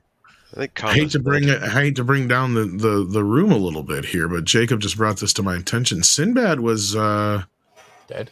I'm not going to talk about when this happened so much or what it's going on, but back in October of 2020, he had an ischemic stroke So as a result. essentially, what happened? 'Cause I just heard the story too when I was looking it up. Apparently, he had a stroke, and then after the first surgery from the stroke, he had a second one. So Wow. he's been in actually pretty rough shape here the Poor last guy. 3 years. Holy shit. That's Yeah, too so- bad. Yeah, he was in the hospital for Man. almost a year. Apparently, he's still recovering, but I guess he's doing a lot better than he was before. But Wow. I mean, when you I didn't hear suffer anything the- about this. Yeah. Yeah, What did you guys hear about the any updates on that Jamie Foxx rumor? it's still That's been radio going around. silence. Yeah. Yeah, there's I had- absolutely nothing to back it up. That's what I've heard. With all due respect to Sinbad, I did have a really bad Jamie Foxx joke. Well, might as well tell it now. I don't know. Did he get a room next to Jamie Foxx? No. There may not be anything to back it up, but there's also nothing out there to swat it down either. That's the bigger problem. Well, that's why there's so much leading towards this whole Jamie Foxx thing, because this has been going on now for over 3 months, and we haven't heard, like I said, there's nothing to support any of the claims, but there hasn't been nothing to say that no, he's just fine. Like, we haven't heard a single video, we haven't seen a single photo since this whole thing started. So just the rewind, in case you guys have been following this, 3 months ago. He did some voice acting on a new movie that's coming out. It's an animated film. It's an R-rated animated film called Strays. It's the only thing I've seen. That like 2 years ago, though, or 2 or 3 years ago. That's the thing. Right. That's the only thing I've seen recently. Well, and again, Six is right. I don't want to speculate too deeply on it until we know more. But the longer and longer we go without any sort of like Jamie Foxx video coming out and saying, no, it's all bullshit, I'm fine, or no, this is the situation. Kind of like with Jeremy Renner, right? Because we got all kinds of crazy rumors and reports out of Jeremy Renner until he finally come out and put his video out. But he was pretty quick to do that. Like, this is kind of the thing where I'm like, okay, they're taking way too long on this if there's not anything wrong or if there's nothing to it. That's the thing that bothers well, here's the thing. Like, his daughter allegedly came out like about a month ago and said, no, my dad's fine. He's been out of the hospital for weeks and he's playing pickleball, whatever the case is. It's like, that's okay, if that's true, then I mean, it really doesn't take all but like 10 seconds to put out an Instagram video saying, hey guys, thanks for all the support and prayers. I'm fine. I'll make a recovery. Wouldn't and then that'll be the end of it, right? Wouldn't a publicist handle that as well too? That's what I'm thinking. Go ahead. Yeah. I mean, Paulie, you kind of come from that domain. Wouldn't you think they'd jump on that right away? A publicist would? From some loose connections that we have is that he has had a battle for a while of is bipolar. Mm-hmm. So I don't think it's got anything. I don't think he had a stroke. I just think he had a breakdown, which would make sense. He had a stroke. Which would make sense that you take him off his meds. 30 days later, he had problems. I was gonna say, I thought it was confirmed that he actually had a stroke. That's the thing. Here's what I think happened. If he had a stroke, his daughter is going to say that he's fine because his daughter is just grateful that he's alive. So from her perspective, he's doing great. Everything's fine. Everything's going to be wonderful. And if he's not in the hospital, he might be in a rehab facility and he might be in occupational therapy playing pickleball. And maybe the reason we haven't seen a video is because he's very self-conscious. If his speech is affected, the after effects of having a stroke could be something that a lot of people would deem to be embarrassing, especially somebody who's an action star, somebody in Hollywood. And so maybe she's just playing with the verbiage just to try to hide the fact that he's not the big, strong hero that her dad used to be. That may very well be, but like I think Vertical Horizons is right. Now we have a problem here is we have lost a lot of trust in his daughter in what she's saying. Like, and I'm not trying to imply that she's doing something nefarious, but it does sound like they're trying to keep something under wraps for whatever reason. Yeah. What we do know is that he has a very tight family. So they're like what Six says, they're probably protecting him. And that could be true, it's none of our business. So, and that is true. There's so much secrecy around this, but it's like, okay, if he's honestly been out of the hospital for weeks, it's like, what's the harm just saying, hey, Jamie's out of the hospital, he's going home for recovery, thanks for all the support, and then we could have all just moved on from this 2 months ago. I put an article in the private chat that actually did a timeline of all the stuff going on, and May 12th was when his daughter said something, and May 15th there was supposed to be an announcement of Jamie and Corinne announced a new show as he was recovering, and then it goes all the way down up to the point where like even Mike Tyson's unsure if Jamie Foxx will play him in the biopic. Then you have Nick Cannon on June 1st saying he'll speak about this when he's ready. So even the timeline of the stories just seems off-putting. Yeah. And not to mention, like, all of his close friends in Hollywood keep saying, pray for Jamie. But it's like, well, if he's fine, then, like, what are we praying for? Like, you guys are not giving us need. Okay. I don't buy that one. Yeah, see, there's the other weird thing is also, I'm not trying to, again, put anything on his daughter in this case. She may have been pushed into it, but, like, I wonder if they don't want it out there because of this deal with a TV show. Something might fall apart ahead of time if they don't think he's going to be able to make it, because he may be recovering. Because again, we don't know exactly everything what's going on. They may put a time window on him or something like that. We don't know, like Six was saying, and otherwise. But like to me, it seems like they're trying to keep it under wraps for a reason.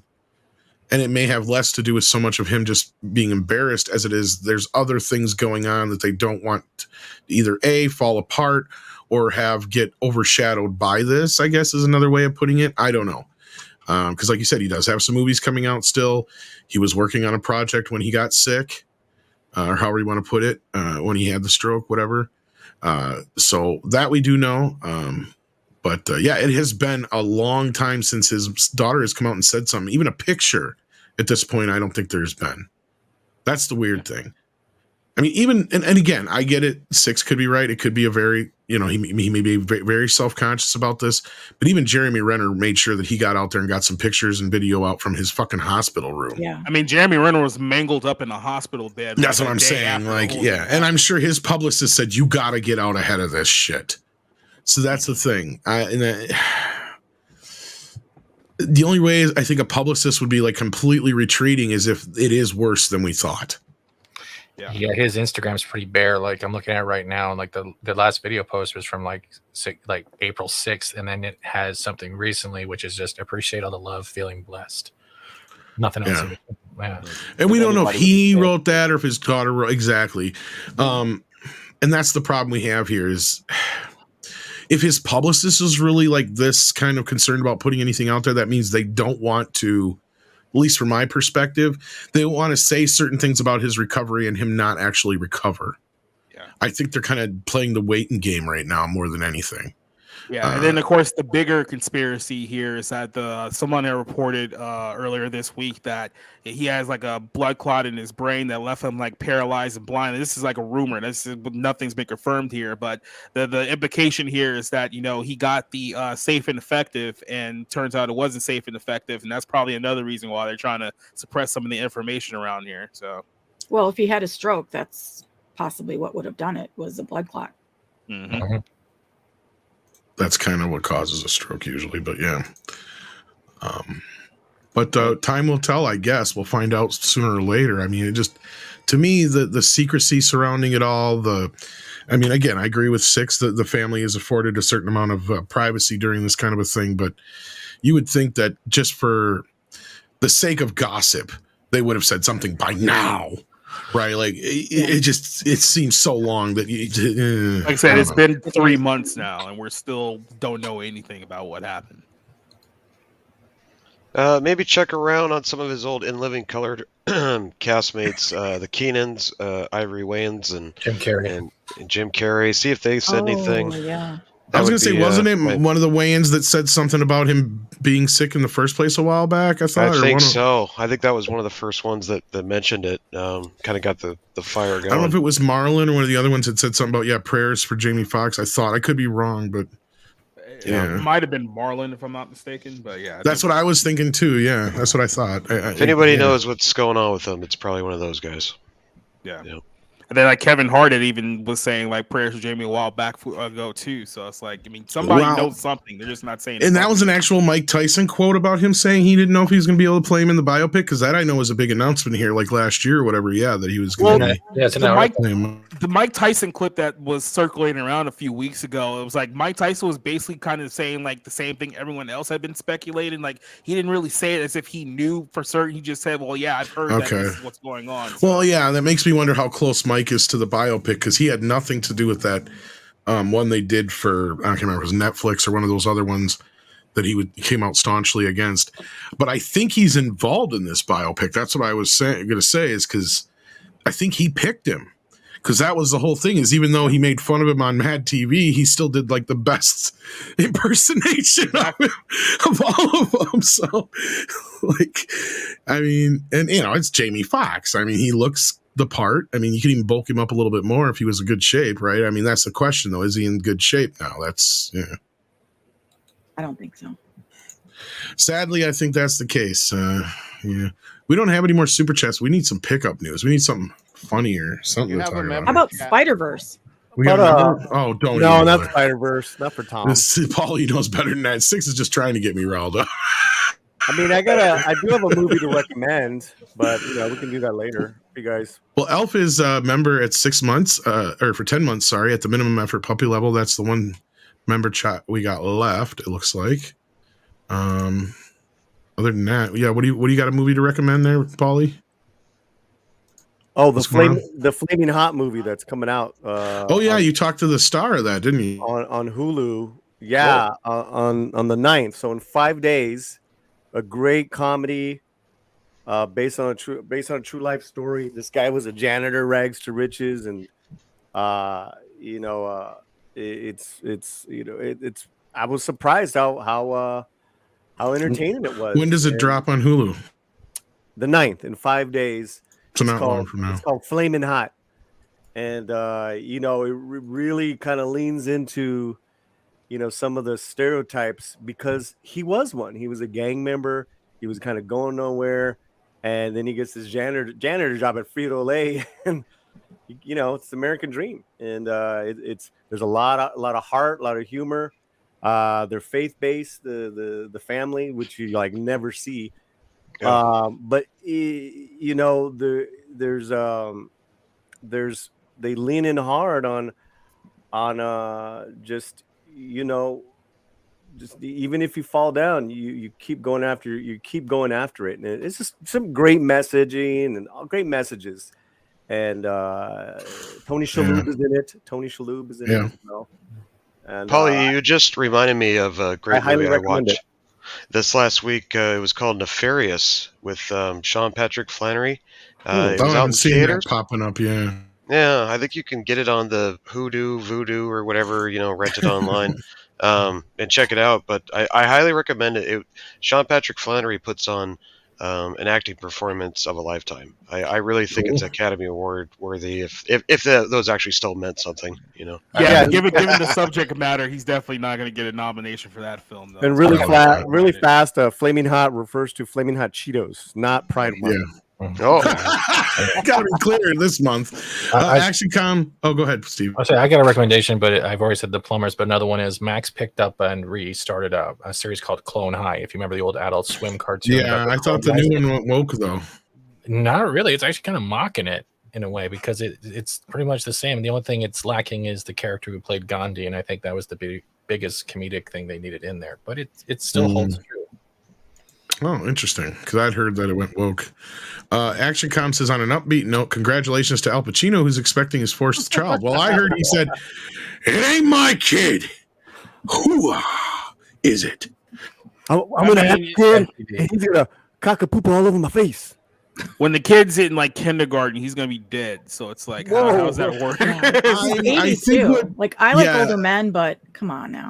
Yeah, but it's Al Pacino. Now, I honestly, he was saying, I thought I had read that he was claiming he wants a DNA test because he can't have kids now.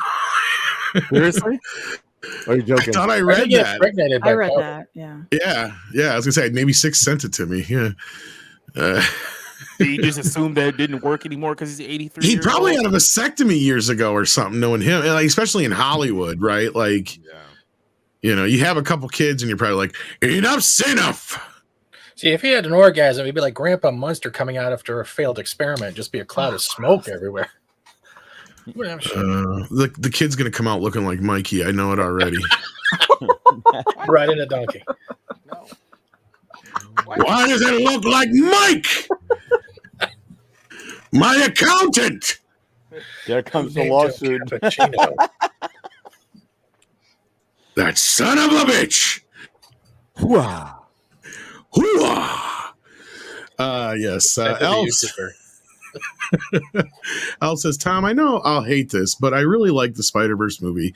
And Mikey, you are a YouTuber. Sue me. If somebody likes the movie, that's fine. My big issue with it is that people are just like insisting that it is a fucking masterpiece. No, it's right? not. Like it's trying to do something new that has never been seen before. It's like, no, it's just a hodgepodge of a bunch of crap we've had before, and y'all are just eating it up, and that's fine.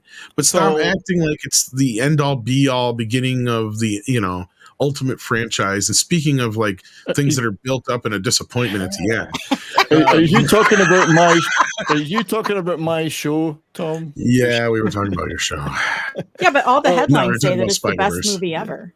That's what I mean. That's my point. Yes, go ahead. But part of that is on social media. This is the narrative that's going on. So come on, man, back up from your mic, dog. No, my mic is actually loud. I like it like this, but no, the thing that I've heard is that everyone's saying that Gwen Stacy or Spider Gwen, whatever her name is, she's supposed to be representing like trans people in the movie. Everyone's claiming on Twitter right now that Gwen Stacy is part of the trans movement now, which is part of the reason why people are saying that this is like the greatest Spider-Man movie they've ever seen in their entire life. I don't know how you came to that route. Yeah, that's easy. What happened is in the trailer before the movie release is that they were doing subliminal messaging. One they had on the backpack was the BLM pin. The second one was that Gwen was in a room, and if you see above her head, it had the trans flag, or something like protect trans kids, whatever the hell was on that wall. So people are running with that minimal 2-second symbology and saying, "Oh, she's all for us now." And Spider-Gwen's been been around a lot longer. It's fair because we ran with the same thing ahead of time with the BLM thing, and I also pointed out that they actually apologized for being too positive, for portraying police officers too positively in the first film. Oh, look, guys, I'm glad you like it. That's cool, but like to me, at the end of the day, that's the game, though, Tom. That's the game. It's also employing Amy Pascal some more. Who has seen it? Who on the panel has seen it? I've seen it. I know Paulie has. Okay, Steven has. What did you think, Polly? I loved it. And Steven? Of course he did.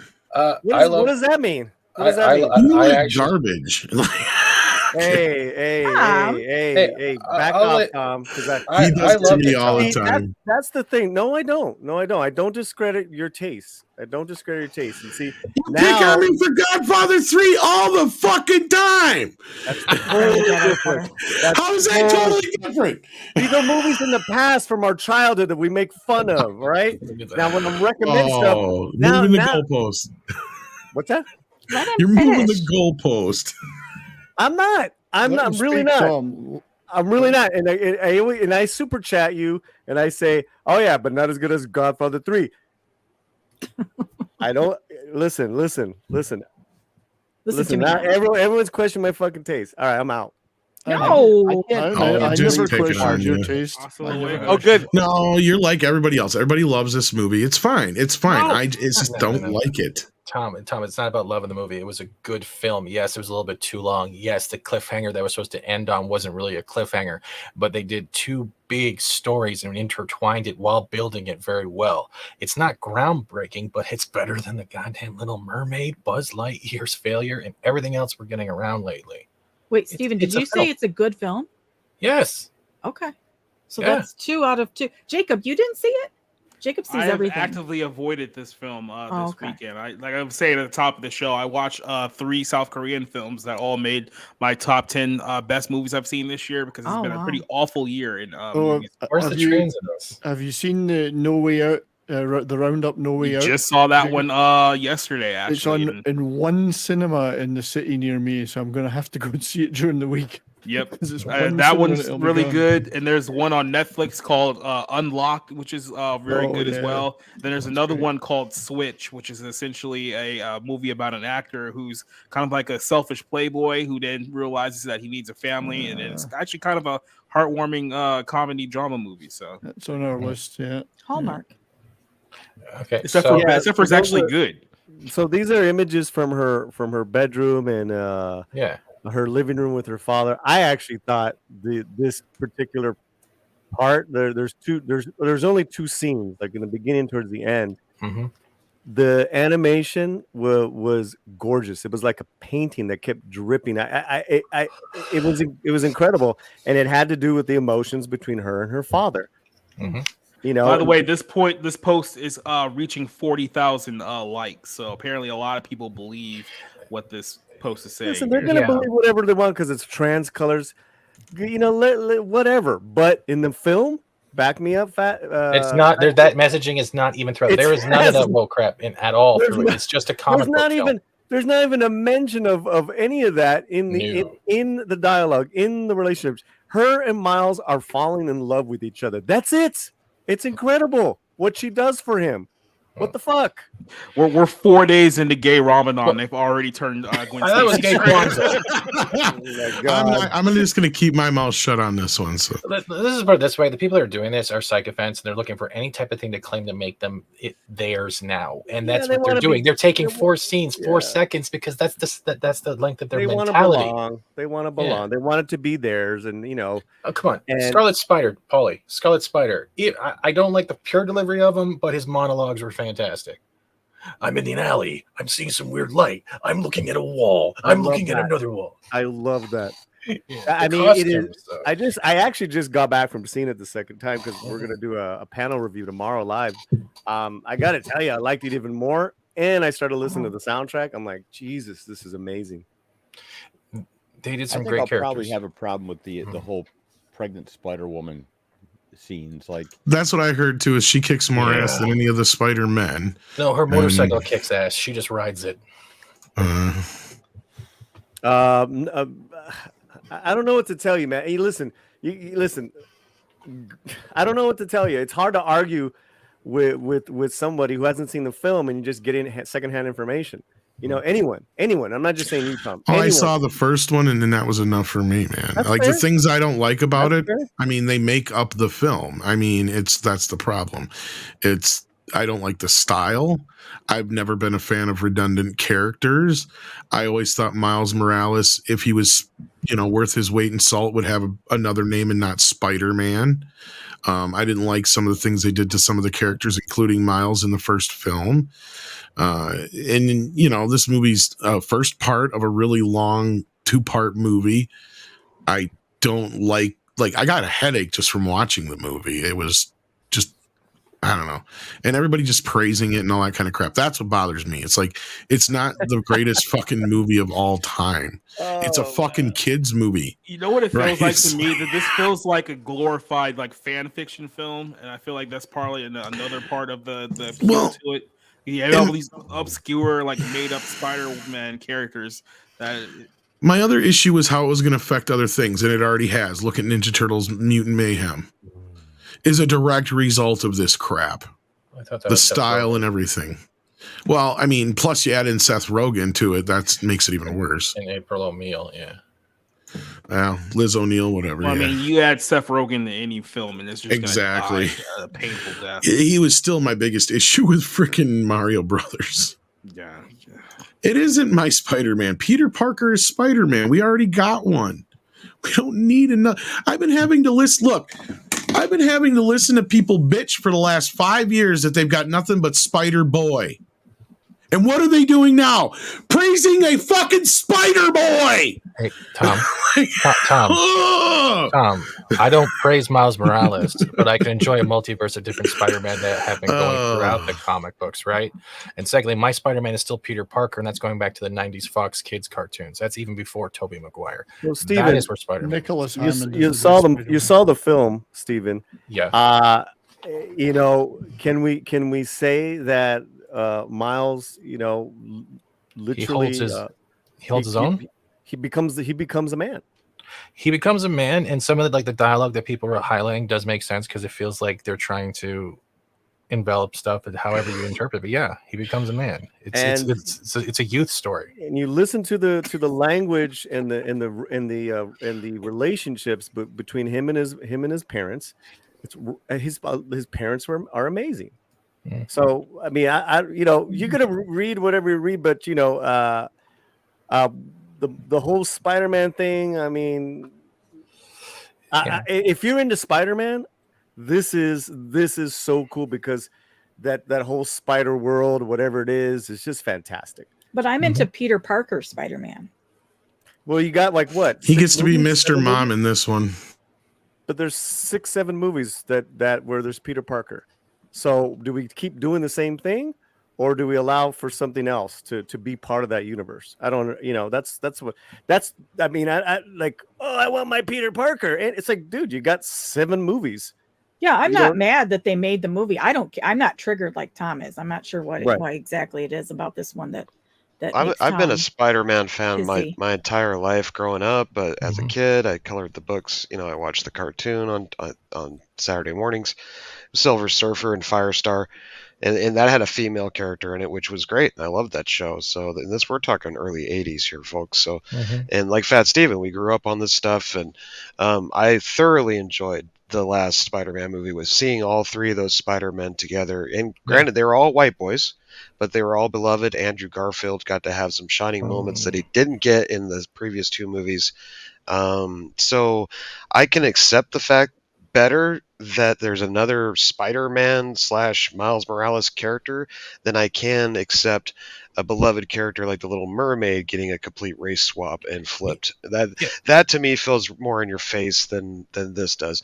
My kid's gonna go watch this movie probably with his friends because his friends are all ranting and raving about it, even though he hasn't even seen the first one. So I'm real curious to see what he says, because if the word of mouth of the teenage boy at 13, 14 years old is going around saying, hey, check this film out, and if Polly says it's got a good message and it's kicking the shit out of Disney, I'm gonna have to say yay hooray for Miles Morales. I gotta give him a win. So that's kind of where I'm at. 6 was, I think she got cut off. No, sorry, 6. I just wanted to throw my 2 cents in there, even though I haven't seen the film, Polly. I do hear both of you, like Tom and Polly. I hear both their sides perfectly clear, and it's like, well, can we at least say Sony's beating up Disney right now, which I feel is a bigger win than just the whole controversy of the characters and what's going on. At the price of giving Amy Pascal more money. Damn it. Got to take L's where we get them, I guess. Mike, are you tired? Yeah. You need a pillow? I'll get you a pillow. He's getting tired. And these You kids guys can keep going. I gotta like, cause I gotta go. I gotta let Bambino out. And We have he's we have to take over Culture's spot since he's not streaming No. tonight. Oh, good God, no. Yeah, you got to do a whole nother stream after this. No. And even if you praise this film, it's not like you're giving in and saying Miles Morales is now the Spider-Man. That's Love the you, Bye, Mikey. Mike. Bye, Mikey. Bye, Mikey. Love you. See you tomorrow. And I, Mike. The brilliance of this is that you're in an area in this zone where there is millions of Peter Parkers and other Spider-Men within it, and this is just Miles's story and how he's been influenced by one Peter Parker, and that you have to watch the movie to understand what there's an underlying trope going on or storyline. But enjoying this film doesn't mean you're all of a sudden citing that Miles Morales is now the Spider-Man. Miles Morales is the Spider-Man of his universe, and that's all there is. Like he's still not Toby, he's still not anyone else. You know and what? I think Besides that, right? Everyone's got their arguments. I don't care about the Miles is this, Miles is that. So I don't give a shit. This movie is wildly bold. It's innovative. I mean, I was in shock. I'm surprised. Just the things that they were trying to do with this film. I'm surprised they didn't do it 3D. Tom, somebody sent you money. It is in 3D? Someone sent you money. All right, if someone sent you money to watch it when it comes on streaming, would you watch it? I can send you a link. That's 2 hours and 20 minutes out of my life I will not get back. Yeah, but you've been shitting on it for how long? You haven't even seen it. Sorry, I saw the first one. That's Who's enough. gonna go see it? Who's gonna go see it on this panel? Well, I don't know. But But I mean, I'll watch it if I have to, but like I said, I'm actively trying to avoid. I might watch it if once it's on a streaming. Stephanie sadly there's no spider sheep.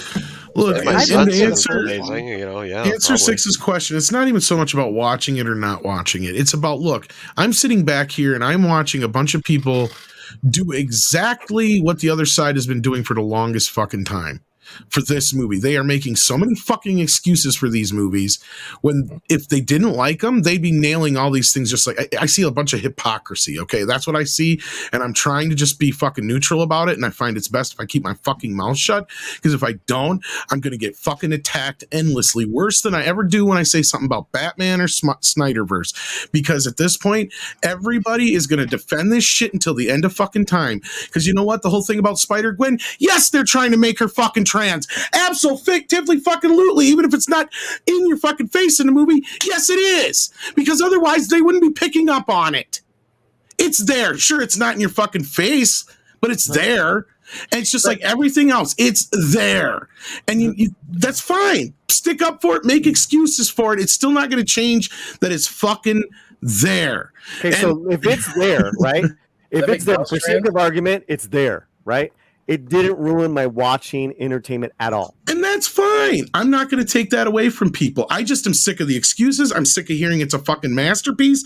I'm sick of hearing how original it is. I'm sick of hearing how innovative it is when it's none of those things. Not fucking one. How can you say that? How can you say that if you haven't seen the film? Because I'm talking about all the technical aspects and everything that people are fucking saying.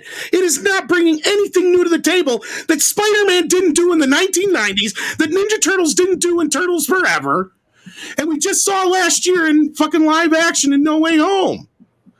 I don't know, dog. I mean, I don't know, man. What I saw up there on the big screen was just. It just that blew was my Tom mind. keeping his mouth shut, by the way. See that film that is me being nice about this, to be honest with you, Brian. There's worse things I could say, trust me. That's fine. I'm just saying, like, I did not go to this movie the first time a few days ago expecting to be blown away at all. But you enjoyed it. I think Miles Morales went home with Tom's prom date. I think that's... Now I'm going to fucking sue him for making me a cuck. There you go. You can join Homeboy. Guys, Spider-Man's black now. No one's talking about that. Hey, what? Spider-Man's black? I never brought up race. Spider-Punk was also black in this too, but like, no one's going. I mean, we've turned the real Peter Parker into a cuck. The only thing that's missing is him suing for $750,000. And I'm glad you like the film, Paulie, but one thing they seem to ignore about, especially in the first film, I can't say in the second film, but they did, except for like maybe once or twice, is his mom's side of the family, right? They're so hung up on the fact that he's black. They don't talk anything about his Hispanic background at all. In the second one, they speak broken Spanish to each other. There's a joke about Spanglish. So that's infused in there. See, and just for argument's sake, just so you guys know, this is the first time I'm bringing up the whole Latino thing in this film, right? I'm about like, wow, I was blown away about this and about that. But as far as their Puerto Rican side, that was in back me up, Fat Steven, that was in the movie, and yet it was organically in the film. Well, and again, I don't want to take it. I'm not trying to change anybody's mind. I knew that this movie was going to do much better than the first one did, so. And I I'm agree not with you on the first surprised. one. The first one was good. It wasn't, for me, it wasn't great. Now, is it Gwen's story or is it Miles' story? Because I want to know if it's got the strong female lead, BS going on. It's both, because it's like looking at young love at the same time, right? That's what I'm saying. There's two underlying storylines. Fuck you, Steven. Now I have to watch this film because I feel like I'm gonna have to yell at somebody on some side of this aisle. right, you're missing it. No. I love Gwen Stacy. I'll say this right now. I have a lot of I have a lot of her first issue releases. I have them on my wall. I have Spider-Man comics from like McFarlane and on. Like, I like both, and I'm not siding with anything. The thing is, I was able to enjoy it, and even the best thing is, if I'm not focusing on the story, I was able to go through the multiverse and go, I remember that from that comic book when you're seeing the Fantastic Four Spider-Man, you're seeing Spider-Punk, Spider-Robot, and you're seeing all these things, and that's what I was getting my joy out of, because it wasn't just, I got to look for the woke. And that's what I meant to, Tom, in regards to fans like Fat Steven.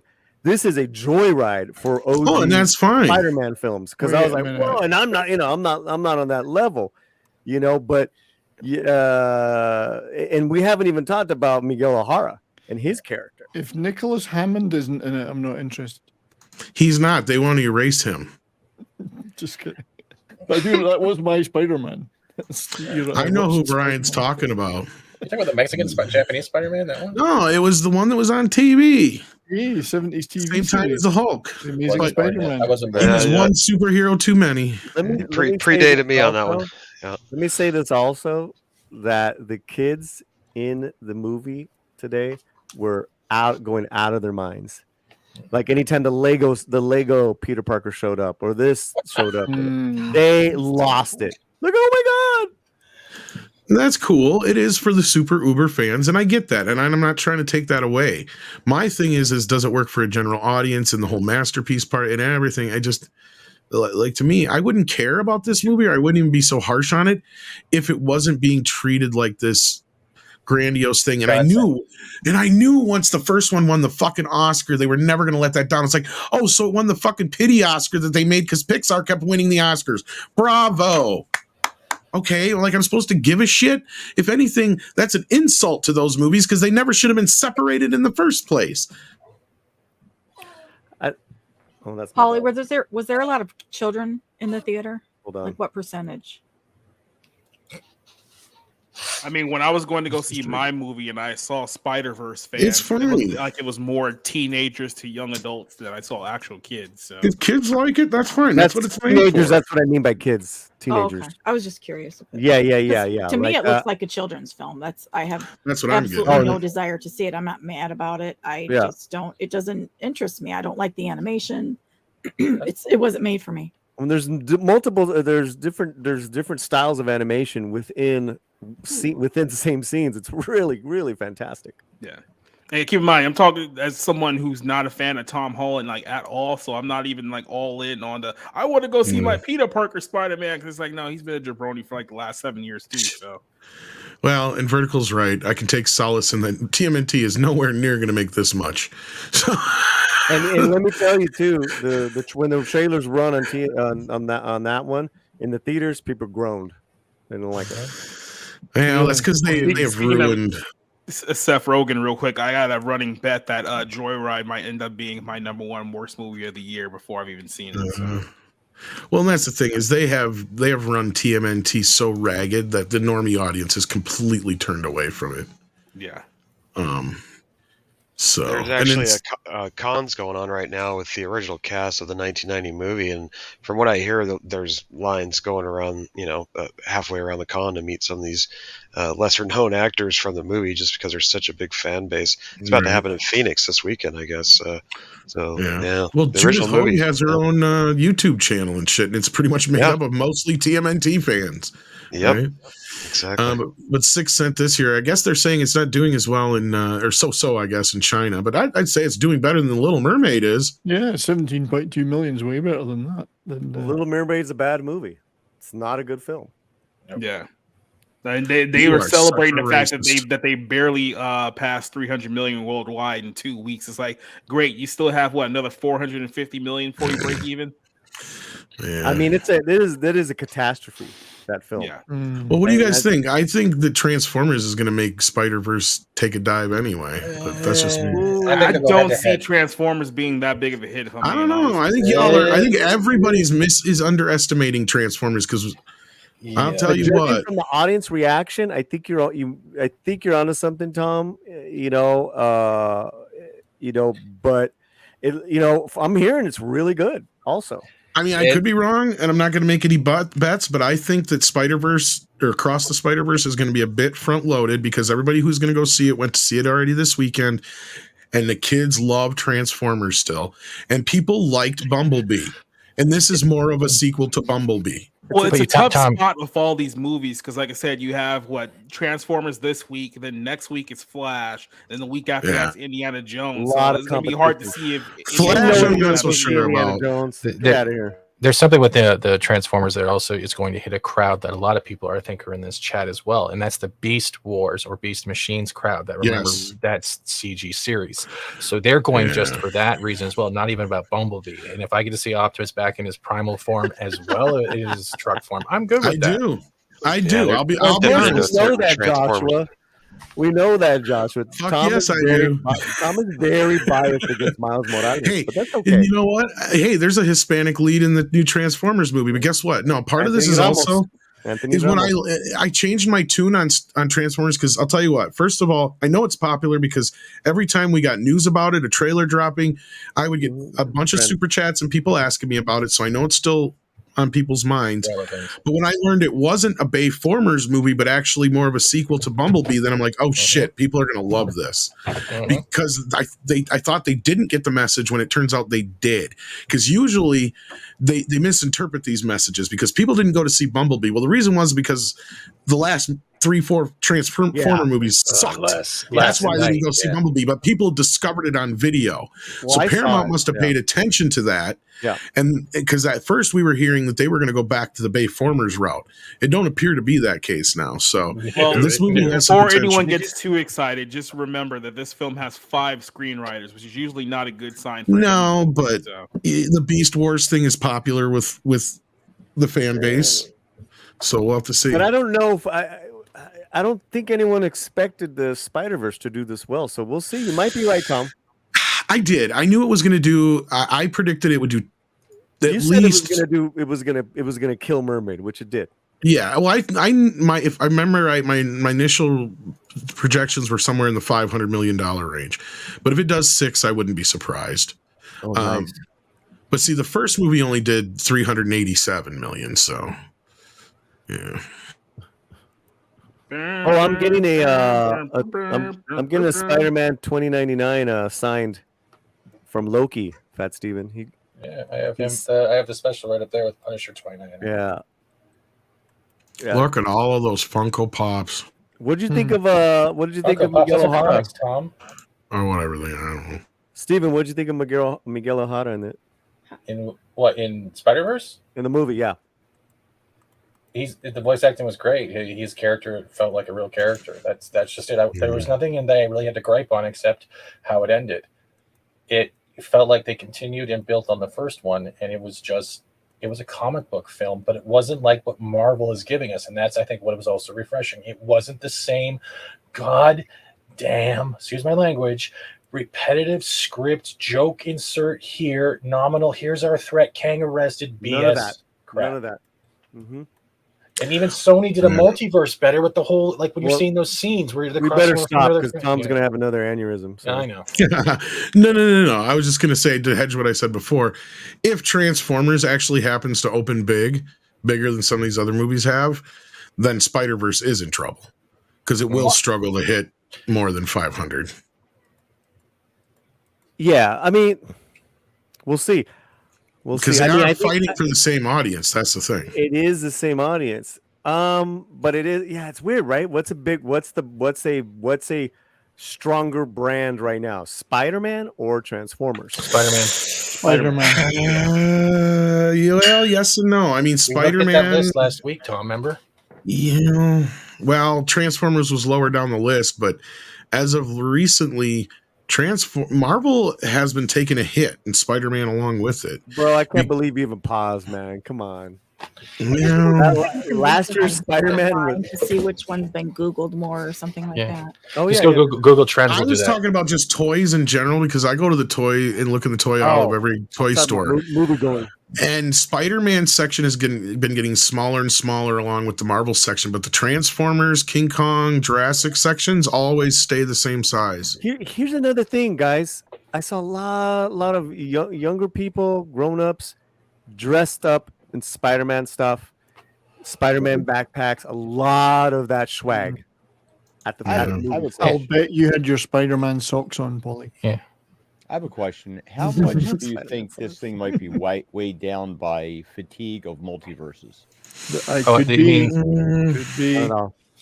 This one's different because it's only the Spider-Verse is focusing on just I would say it's only because this one's animated versus all the other live-action multiverse films. This one's getting a pass with that, Yeah, you. I think you're right, Andy, because it's like, Ant-Man. I think anything Marvel right now, like that's just even Flash is about to learn their lesson the hard way too. So. I got a way to win Tom over right now. Tom, Spider-Man wasn't touched by Kevin Smith. You're okay. Well, we got some super chats here. As we said before, Elf has been a member for 10 months at the minimum effort puppy level. Thank you so much. Mecca J says, heard okay things about Spider-Verse, but what makes me hesitant is seeing it is them race swapping Jessica Drew and having her fight while pregnant. Yeah. Then Cryam says, from a technical rendering, frames per second issue into the Spider-Verse gave me eye strain. Yes, the dropping of frames to make it look like stop motion in the theater. Will Across the Spider-Verse do that too? I'm sure it will because it's the same, more of the same, right, guys? Yeah, as long as they don't continue that with like other franchises and abuse what they have that makes that movie Turtles. Yeah, well, no, that's Rogan trying to copy Turtles. Fat Steven, I actually thought this was worse in the first one, and in this one it was way more balanced, and there was other animation going on.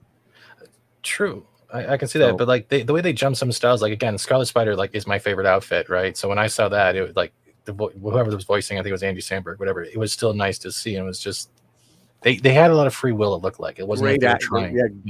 Great voice actors, man. Abdulio says, did you guys notice a bunch of companies have already removed their Pride logos? Yeah. I guess the Pride month ended early. They don't want to get Bud Lighted. This is something that I noticed too. I think that no one expected the amount of backlash that Bud Light and Target has received over their stunts right before Pride Month. So seeing those companies lose billions of dollars right now, I think all the other corporations let's not go as hard this year as we've gone in previous years because we don't want to lose $30 billion like some of these other people are. So they're just doing the bare minimum. We need another Starship Troopers movie, like the Right. 90s one. That's what we need, because I've been playing that game and that's been fun. Alf says, after watching the film, I have to wonder the people that made this film take inspiration from Mikey.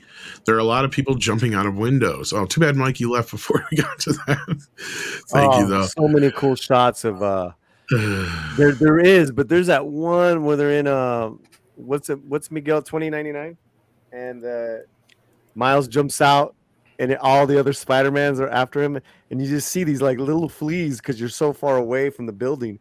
Looks like these little fleas, diving off this huge building. That was I'm gonna do my own thing. Or Peter Parker's or Spider-Man's was cringe as fuck. There was Spider-Man. Spider-Man was doing a therapist for another Spider-Man, and let me guess, you lost Uncle Ben. Tom, Yes. Tom, that was at such a great moment in the movie, man. Come on, it really was. Anyway, Peter Parker buy you the Spider-Man box sold the set most of comics, so Revelations. Marvel made 100 different kinds of Spider-Man-like characters. Miles isn't unique in being like that, Mr. T. That's kind of my point. They have redundicized these characters to the... Oh my gosh, we got more female representation here. I couldn't let Six be y'all by herself with the sausage fest here. Yeah, I know, right? Got to represent somehow. What's up, Well, beautiful? thank you for hopping in. Even if it's near the end I'm here, doing we're okay. glad to Thanks, have Bob. you. I hated when Marvel did the same thing with Wolverine. You had Wolverine, Sabretooth, Wild Child, Dakin, X-23. It's like Well, my other comparison is Batman, Andy, right? Like there's how many different bat things, like you can't even say Batgirl or Batwoman anymore without people going, wait, there's two different ones. Yeah, exactly. There's two different ones.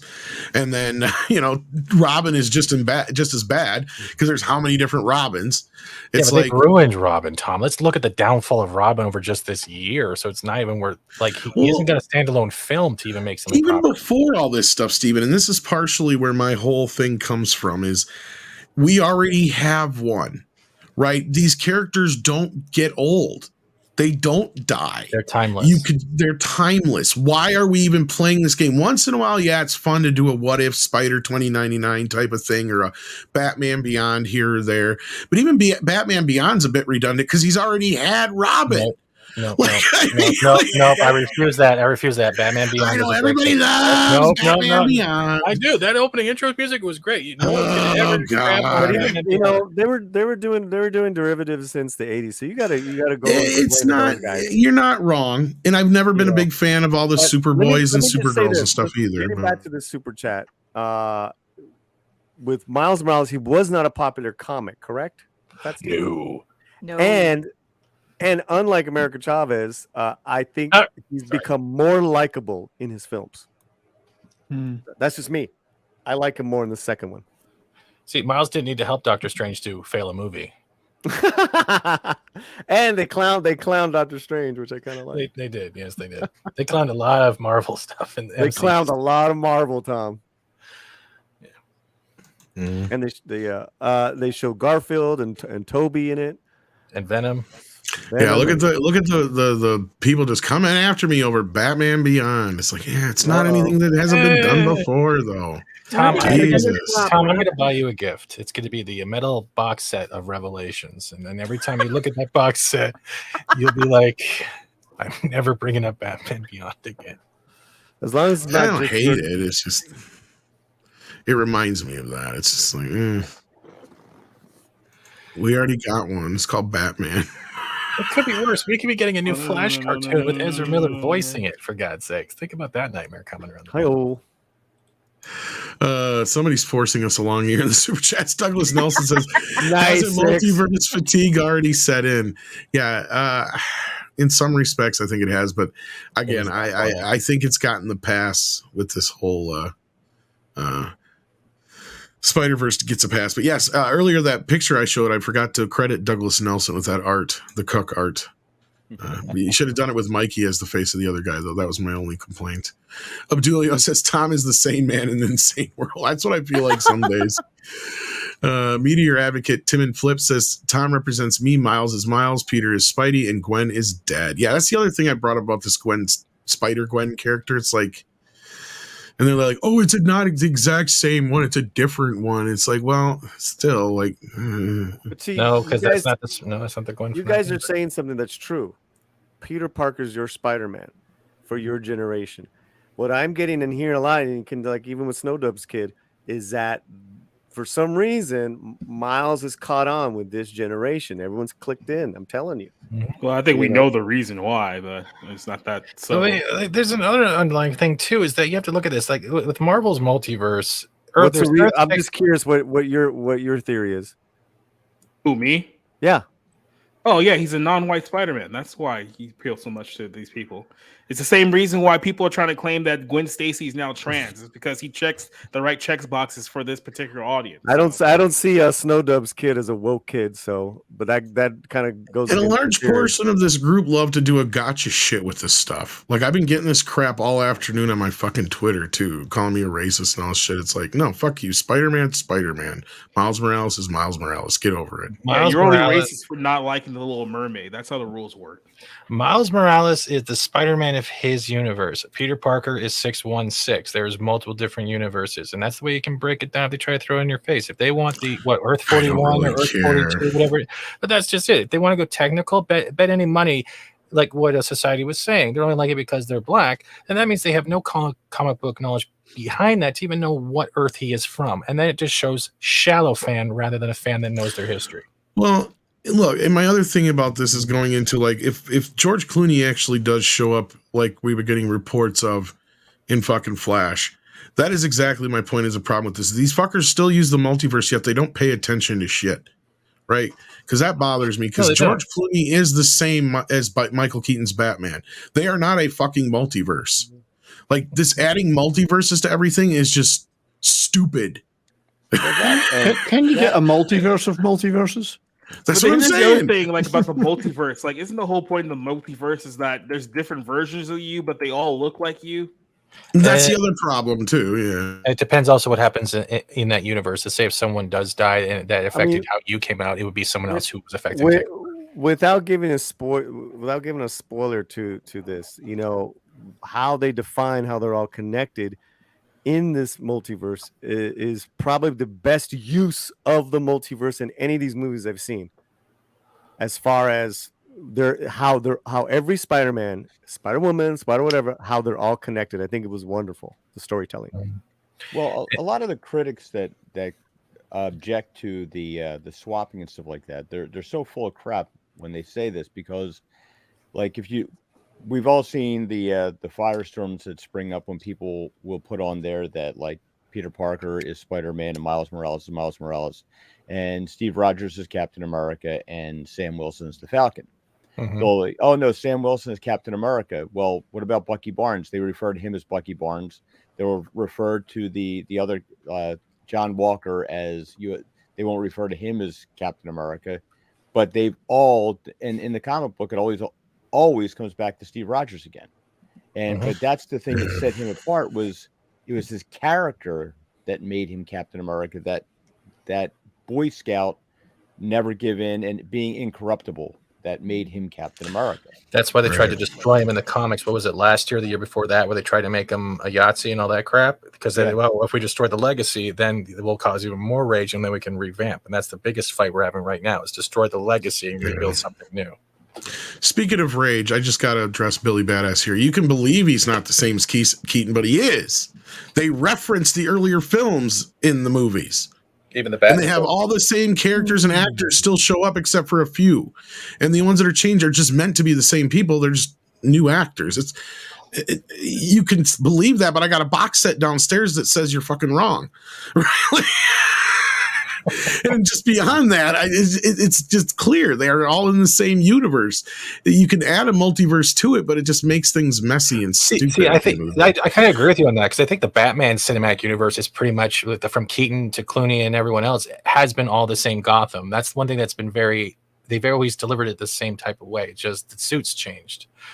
Yeah, I mean, some of the tone does change within the universe, but it doesn't change the fact that, you have all the same actors playing the same characters. They reference Vicky Vale, they reference Catwoman, and such like that, and Superman even.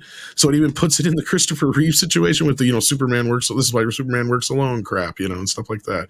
And yeah, Tommy Lee Jones changed from being Two-Face.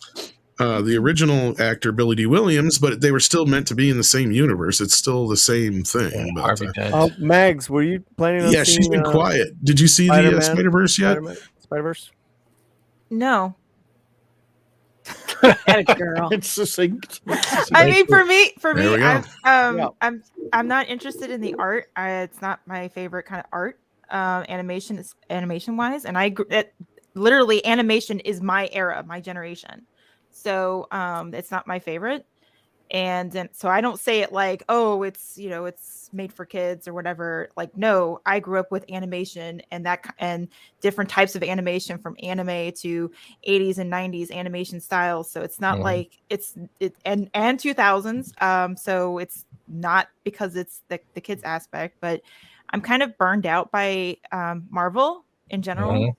And I'm burned out by Disney. And yes, I know it's not Disney, but it's still a joint thing because it's Marvel. It's Marvel and Sony. No, and I'm also burned out by multiverses because it's, first of all, as somebody who I will say this, I didn't grow up on the comics. I grew up on the Amazing Spider-Man show. And the X-Men show from the 90s. Yes. Exactly. So I grew up on a lot. I grew up on more TV and movie aspect of things more so than the comics. Was Hammond. But I'm taking it from that perspective, and let me tell you, the multiverse stuff, especially the way things are going, it is fucking confusing. And I cannot follow it, and I am exhausted, and I cannot deal with it. And I'm sorry, but the messaging even before it, I was completely. So there's three things. One, I don't like the art style. I think it gives me a headache. And two, the multiverse aspect of it, and I'm done with Marvel. And the messaging, I'm done. So nope, I don't. I'm not going to see it. If the young kids like it, fine. That's perfectly fine. But I don't think it's going to be one of those things that's going to have legs for 30, 50, 100 years, because the original flash in the pan in the Spider-Man universe. Exactly. Because if you think about it, the original Spider-Man is Peter Parker, and he's been going on for decades. So for me, this is just something that I don't want to have an investment in general because of that aspect. I mean, even if there's like multiple different Spider-Mans that are going to be thrown at me, I don't really care. Peter Parker has been around for decades. He's the character he's Spider-Man. So it's like, if you have different characters of this universe, there's multiverse of stuff, it's still confusing, because to me, that means there's no stakes in Spider-Man in general. If you want to give it a general sense, there's no stakes. And I did actually cook some steak tonight. And I'd like to have some of your steak. It was bourbon marinated steak. What? Megs, I have a question. Megs, are you from the generation of where Captain Marvel was actually attacked by Rogue? You remember that, the actual Captain Marvel? And her powers were sucked into her brain and the psychosis. See, Steven, it's been so freaking long since I've seen that show. I need to be able to rewatch it. Rogue actually absorbed the powers of Captain Marvel, and part of her consciousness got trapped in her head, and that's from the 90s cartoon. That's what Captain Marvel. Yeah, so I remember the 90s cartoon, but I don't remember every bit of it. It's just one of those things where, I remember the theme song. Like, I remember, I know the opening bit, the intro. But it's kind of one of those things where I want to revisit it so I can refresh my memory. But AKA, she would eat cereal and have a sugar crash somewhere between the end of the show. I'm kidding. No, but it's because I have older brothers, so of course that would be a show that I would watch. Right, my older brothers would watch it, so it's I wanted to do what they did. No, so, I haven't seen it since it was on originally. Anyway, I know it's on Disney Plus now. I mean, can you believe it, Tom? The 90s is 30 years ago. Tell me about it. So it's kind of like my memory is like out the door at this point. But for me, it's kind of, there's a multitude of things where it's like, if you're going to say that 3 or 4 or 5, 6, 7 different people and aspects of multiverses are Spider-Man, that is fucking confusing to me. And I'm sorry, but it just doesn't work with me anymore. Yeah, I agree because I don't want to have to do homework either. Well, it's not just the homework part. It's the yeah. It's actually, if you think about it, for most general audiences that really want to understand the story and as a whole, it is confusing. Right. Yeah, it's like the timeline with X-Men where they had. Sorry. Great answer. Yeah, I think so. It's like the Is this timeline. going to go off on a bunch of shit with X-Men, Steven? No, I was gonna say one thing. It's it's like the confusion. I'll be real quick. It's like the confusion with the X-Men '90s cartoon where they had the timeline jumps with not Cable and Bishop. It kept jumping back and forth different timelines. That's the same type of confusion as a kid, but you're explaining more like with the movie now, Spider-Verse, because you're not knowing what's going on, and it will just twist your head around. Yes, I'm a nerd. Deal with it. All of you just deal with it. I love you, Steven. Time to read some super chats. But this super chat here, yes, Miles That was Morales my is Andre Tom Connors. impersonation. That was really good, actually. You might be second or third to mine. I don't know. Doomcock does a pretty good one, but his always turns into Bela Lugosi before too long. I've heard that. I've told him. I hate to tell you, I've heard that Andre's thinking of swapping you for Jacob. Yeah. Oh my gosh! Jacob's going to be taking. He over needs to Midnight's get Edge. glasses first. Then he gets to be the. I'm holding my out for another 10 years at least. So you can be Jacob Connor. Plus, I think Jacob he's a will little show up younger on than time me. for Midnight's Edge in the morning. He might. I bet you he's got a good 10 years on me at least. I'm sure I'm at least that much older than him, maybe. Well, how much younger are you than 34? Oh, I was close. Holy shit. 43 is how old I am. Yeah, so I said I bet you I got a good 10 years on you too. Fat Steven, you can kiss my ass. At least he spelled my name right, but I am not Miles Morales. Are you sure? If I was, that would be brown face. Okay, just say that line. I'm gonna do my own thing. I'm gonna do my own thing. Just wear the costume. You don't need brown face. Come on, give me some acting. I'm gonna do my own thing. I do what I want. I do what I want. Mecca says, so Paulie, did you feel represented? You had Miguel and Miles there. You had Miguel and Miles in the movie. You should have feel represented. Oscar Isaacs, no less. Did I feel represented? Yes. I mean, I felt represented on multiple levels. How about that? I mean, as a first of all, a fan of film. We got to remember. Please remember, guys. I didn't once bring up anything that has to do with being Latino in this film at all, right? Well, I'm a fan of it cinematically how it blew me away, and it blew you. It blew me. It's Pride Month after all. That's what he said. And when I feel represented, I feel that the presentation of whatever culture that I'm connected to is done in an authentic manner, organically, and it was done pretty good. You know, I'm not Puerto Rican, Afro Latino, but I was like, oh, that's pretty cool. And there was some language in there where I was like, that's pretty funny. That was in Spanglish, you know. So that I appreciate that. Yeah. Yeah. No, I got to give you credit. You didn't go off about any of that kind of crap. Remember the good old days where you can go to a movie and the people on screen didn't have to look like you and everyone was just happy? I still do that. That still happens. I was kind of upset though. I was expecting Miles at least once to pull out like a Home Depot kit and go to town, you know. Well, not only that, like, look, I wanted to kind of get into this, but we never got into it because we got down the Spider-Verse path. But I was going to bring up what Robert Meyer Burnett had discovered, and that was they have edited the movie The French Connection, much like they did the French scene out of the Back to the Future Part 2. I heard that they have this jump cut in the movie, and it's on a couple different streaming services. And so I was a little upset about that. Yeah. But what's funny is What have they cut? okay, Language. basically, well, what it was is it's right after the opening scene. For those who've never seen the French Connection, it's a great flick. I just watched it again last night. There's an incident where they're trying to bust an individual, and he pulls out a knife on him, and Popeye Doyle, aka Gene Hackman's character, goes, "You dumb Italian slur. You should never trust a black slur." He goes, "He could have been a white dude." Yeah, that's right. Never trust anybody. That's funny. That's a great line, right? It's great dialogue. Great dialogue. How long till they edit The Untouchables with Sean Connery saying the bit scene with the knife, bringing a knife to a gunfight? He says the Italian slur. He says the Italian slur in that one. Yes. Yeah. Spick wop friend. Indeed. That's the one. I mean, I could probably get away with saying the one word. That's the weird thing, but I don't want to. I'm not Italian at all, so yeah. By physical media. Until they call you racist. Yeah. And it's really kind of benign. And yes, Popeye Doyle is a pretty fucking semi-racist fucking character. But you know what? He hates everybody equally. Respect from the Irish. It's a great movie. If any younger people have never seen The French Connection.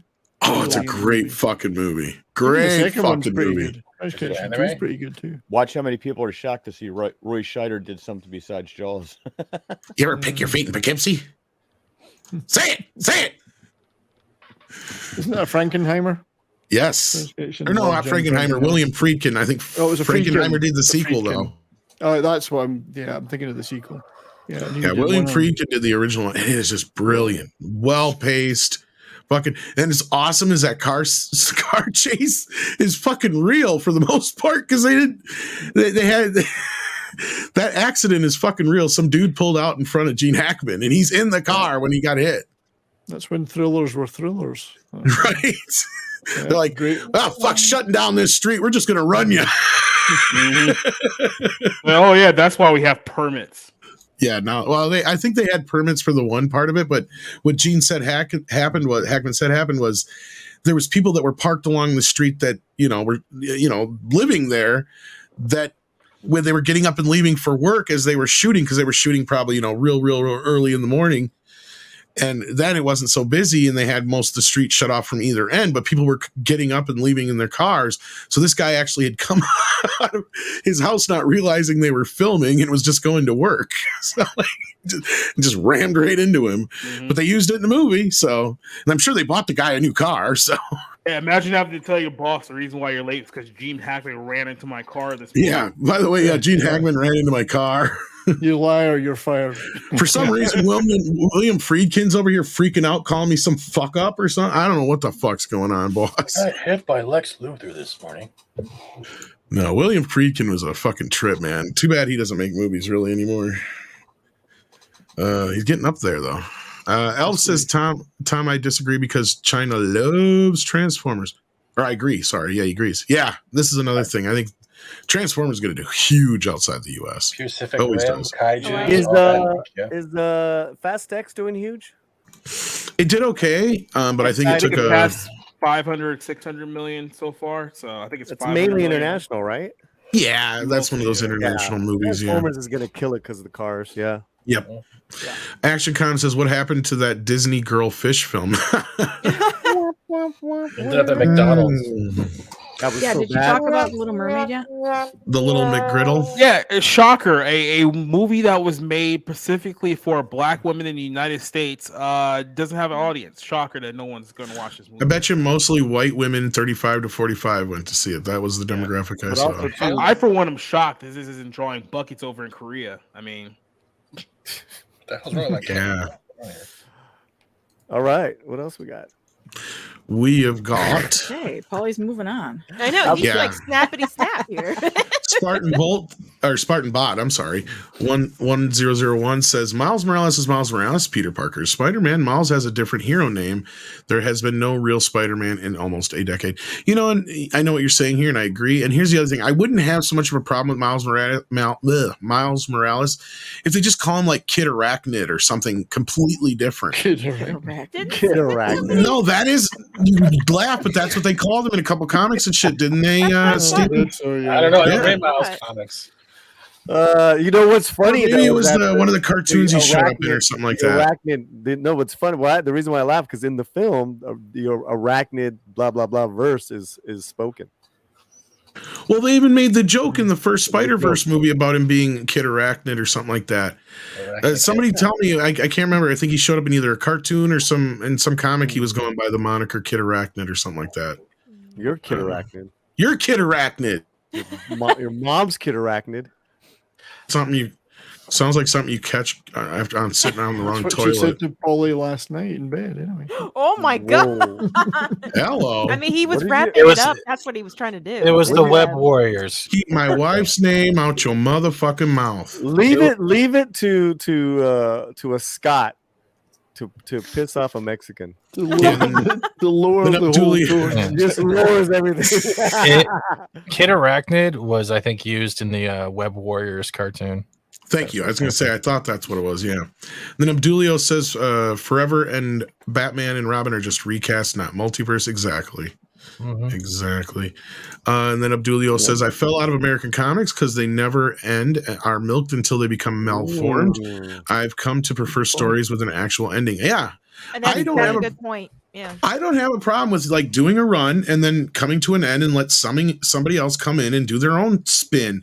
Like, it happens every once in a while. You gotta refresh. I don't mind that. Start over again. Superman, start from the start. Give it a different twist this time. No problem. But see, look at in the comments. There are a couple comments about that. You did try to call him Kid Arachnid, so you're not wrong, Tom. Okay, that's what I said, and Steven backed me up. I think the problem is, Tom, that they're trying to milk characters and scenarios for the sake of it, rather than having an idea and saying this would make a great story. It's like we need a story. We need a story. How can we fit something into it? Yeah, it's like the Scots, who are so poor they milk the teeth from. Oh, come on! That's right. I think like a really good example, and maybe this has already been said, but for me, because of the animation era that I grew up in, but a really good passing of an actual mantle is the Batman to Batman Beyond. And Bruce, the actual Bruce that we grew up with, the Bruce character in the animated series, is there, and he's actually the one giving that mantle rather than something else, or like a multiverse situation that's creating something new. Now, not everybody's going to agree with that. But it's like here's this character, Bruce, who's actually doing the giving of the let me give you an example of why I don't like that shit. That's probably the best example I can give in terms I agree that I don't have a problem with it. Sometimes it's fun to do an Also Ran or a Batman Beyond or a Spider-Man 2099 or whatever. But like in the Turtles recently, they ended the Turtles story with Last Ronin, and they're starting a new mantle passing group of turtles. It's like you never actually technically filled in the blanks between all those years anyway. So that's what I'm pissed off as a fan, right? Because they left off at issue 50 and never finished. Eastman and Laird did, not the official run. They've done a tons of other different runs. Archie had a run, IDW's had a run. They even did another run with I think Peter Laird and stuff like that. But they've never actually finished that initial run. And this book picks up after that original 50 issues, if I remember right. So my point is there's tons of stuff you can do in between there. And why not just, there's tons of ground to cover still with the original characters. Sure, go ahead and do those also rans, but finish off your original story. And then if you want to start over again, I'm fine with that. See, I say there's nothing wrong with James Bonding any of these characters, even in comic book form. Like I said, bring in a new artist and writer, bring a new perspective to the story. Do a new origin story from the start. That way you can reestablish the characters the way you want them. If it's popular, if it'll sell. If it's not popular, it won't sell. I mean, they're already doing that anyway. With every time you turn around, they got a new number one.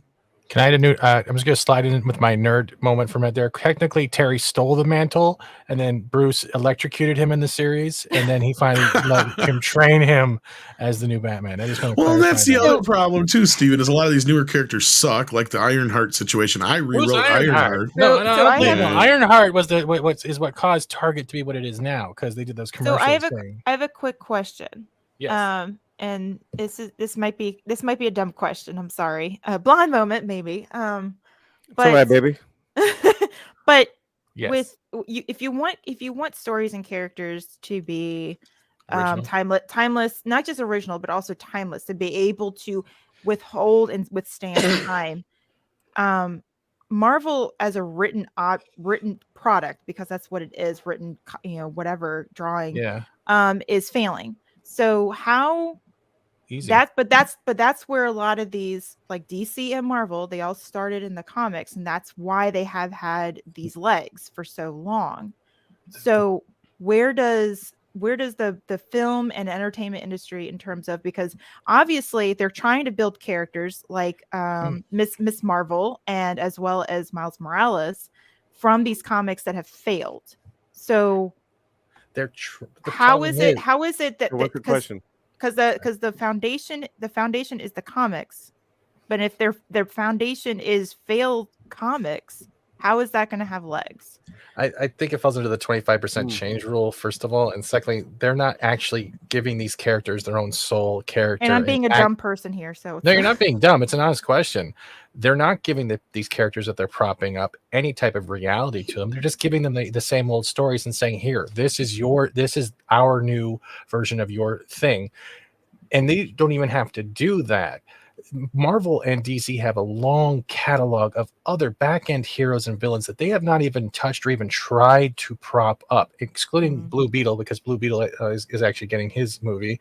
They're not even going out of the lengths except for the normal terms. They're not giving anyone else a spotlight. And I think that's also why they're failing, because they keep propping up the same type, X-Men, Spider-Man, Batman, and they keep doing the same thing to them, making them an activist point rather than a character arc.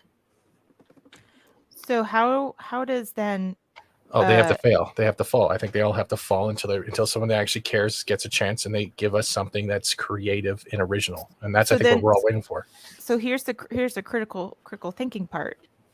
With the new Spider, Miles Morales Spider-Man movie, based on a failed comic. Does anybody think that's going to have any legs in the future? I think we're all gonna get burned out before that even happens. I think it needs like that break we all talk about, like what the 30-year and break. I'm asking from because I never grew up on the comics. I grew up on the animated series. I grew up on the TV and movies more than anything else. So sorry guys, I'm not lore expert here, but the thing is they're built on this strong foundation of part of American culture, by the way.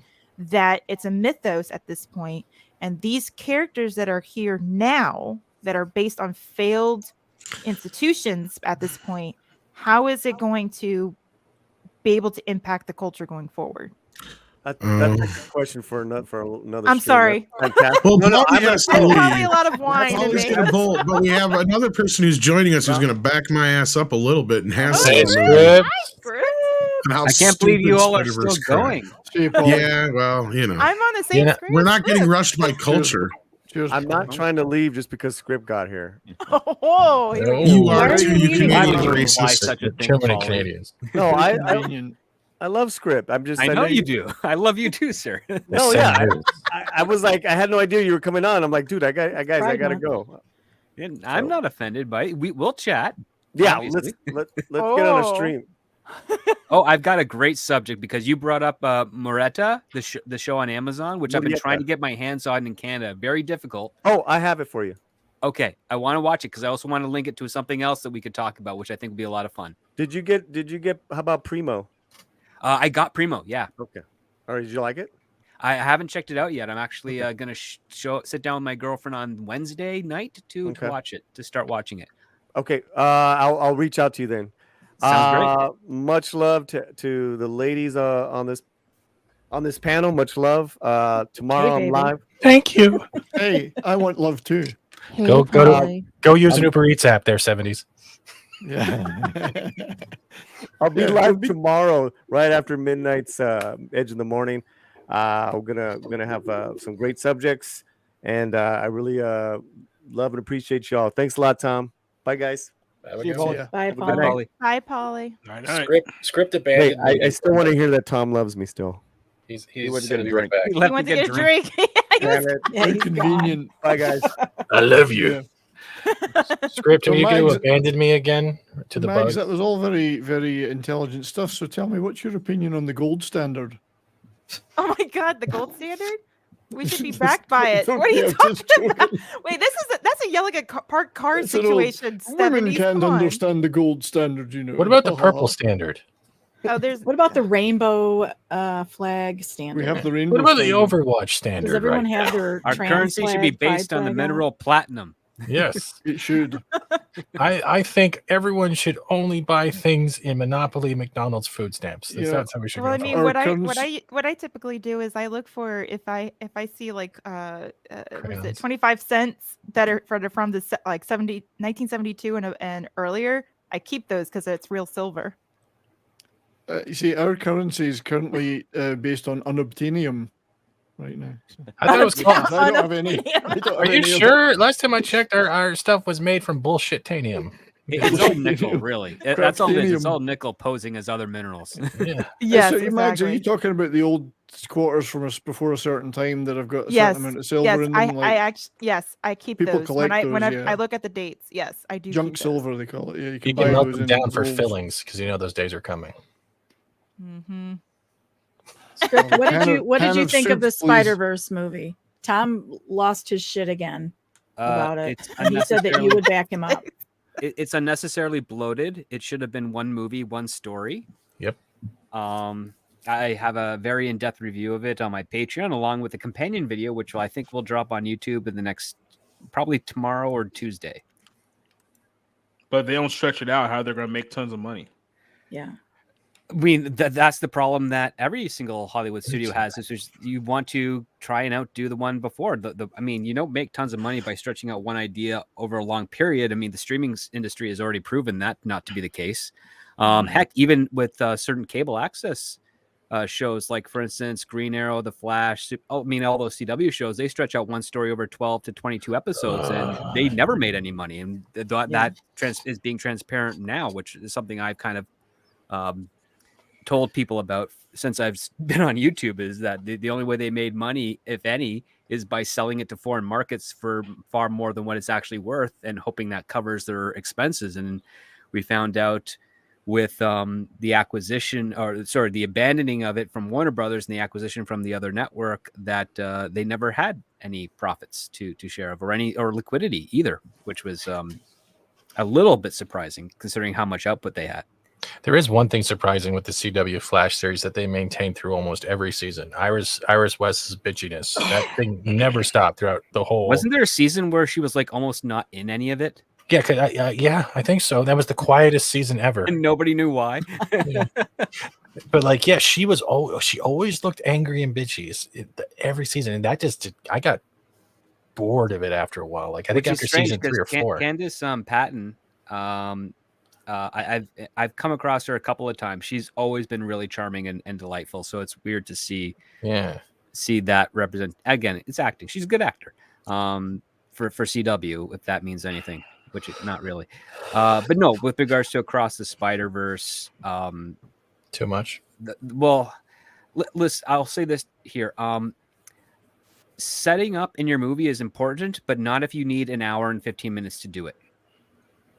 And that's including both storylines that they were pushing, trying to intertwine them. I know what's going on in the French Connection in the first 15 minutes. Well, exactly. That's what you want to do. You want to understand what is the conflict, what are the stakes, and what's the journey at hand. Like with Star Wars, you find out that there's a giant super weapon in the first 2 minutes of the movie. You may not see it in action, but you know it exists.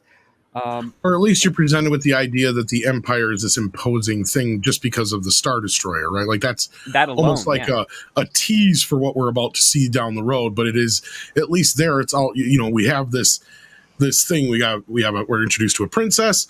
We're introduced to the idea she has these plans for this thing that we haven't seen yet, and we know that it's probably big and bad because we've already seen their Star Destroyer. We've met Darth Vader. We kind of have an idea that this these oppressive guys, and she's sending off kidnapping a political figure. Exactly, sending off the plans to this kid on a planet, and that's in the first 15 minutes of the movie, right? I mean, I jumped ahead a little bit with the kid to the planet, but I mean, you got the guys on the planet, and then they find the kid, and then it moves from there to the old guy, and But yeah, the Star Wars stuff anymore. But I will say that the biggest flaw with Across the Spider-Verse is the amount of redundancy. Gwen's story in those first 20 minutes, we did not need to see that. No, it added nothing at all. In fact, it actually kind of took. How else will we know that she was trans? She's not trans. Stop saying that. She's not trans.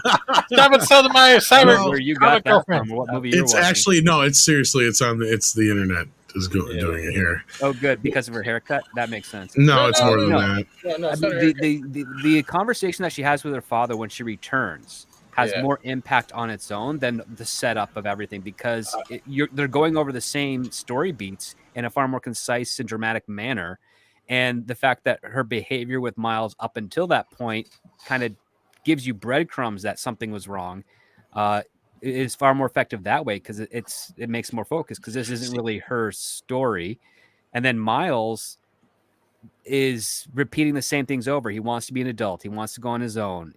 The entire speech on the rooftop of his father getting a promotion to captain repeats the same issues or the same story beats that Miles and his father had after he fought the Spot on that little scaffolding thing. It's like, why are we getting the same information over again? It's redundant, but it's perfect Dave Callahan, the guy who's like, I'll just do whatever the studio wants me to do, and if they want to have this point home, I'll write for the exact same scene and spread it out across the film, and there's your page count, and I'll cash my check and then screw off to the next project before someone realizes I'm not actually going to do them a favor on their story. Well, before Steven, before you jump in here, before you ask your question, we got Andy and Jacob who are going to check out here. So thank you for being here, guys. I appreciate it. Check them out on their respective channels and places that they do their stuffs at. Anything to say before you leave? Tomorrow night we're gonna be reviewing Spider-Verse and a couple other movies, Roundup and The Boogeyman. Tuesday night's Barroom Podcast on my channel, and then Wednesday night is the Black Pill stream of Bounding in the Comics on their YouTube. And then, by the way, this week on our Rumble, because we do movie nights on Rumble, last Friday we did Rock and Roll High School, which is on there, so you want to go back and watch that. Then this coming Friday we're gonna be watching Chuck Norris's Invasion USA. That's gonna be our movie this week. Nice. So, yeah, it should be a fun night. When's the stream for Debbie Does Dallas? I don't know. I mean, Andy, anything to plug? I'll be on Boomcock Show on Wednesday night, Pop Culture Breakdown, and Ranker Steve's Manorama on Rumble on Thursday. Awesome. Can we get one more flex before you go, Andy?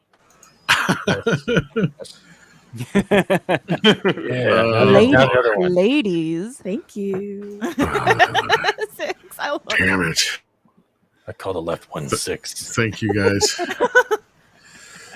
6 gun. It's 6 o'clock somewhere.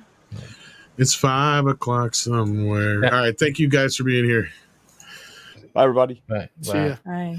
Script, I did have a question. You know how that first scene with Gwen, I do agree with that.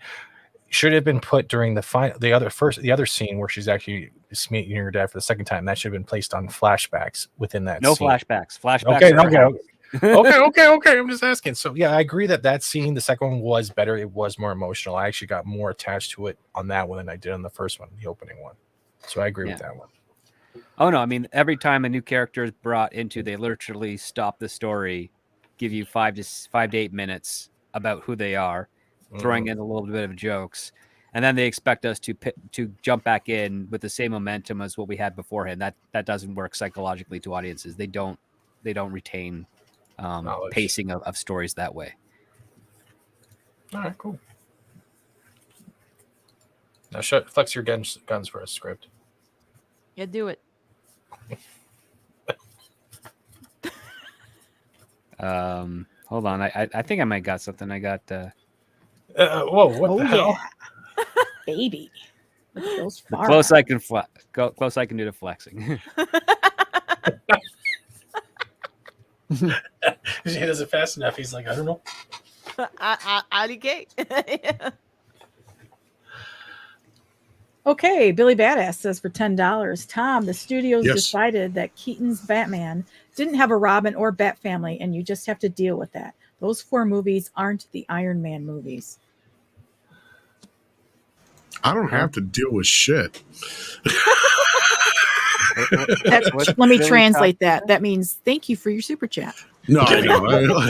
Thank you, Billy. But I think this was over the argument of because of the new rumor going around that Clooney is the Batman at the end of the movie that shows up out of nowhere, and we're all just going to be like, why? Because, as I point out, Keaton and him are the same Batman. But they are also, I think, set up in this movie that he didn't have a Robin. So that is how they're differentiating him and trying to claim that the other one's a multiverse kind of thing now, retroactively, basically. But you bought them in a box set of 4. Yeah, that's what I said. That's exactly what I said. Script. I said I got 2 box sets downstairs that say otherwise. Only 2? Well, I You have a lot of I copies. don't have the DVDs anymore. I don't think I might. I got the I don't think. DVDs, and I think I've got a box set Blu-ray. I think I gave my kid the DVDs. Yeah, I got the Blu-rays and I got the 4Ks. Yeah. Who has the laser discs? I never had the Laserdisc, but I was never cool or rich enough to have a Laserdisc back in the day. Yeah, me neither. Fucking Ryan down the street had one though.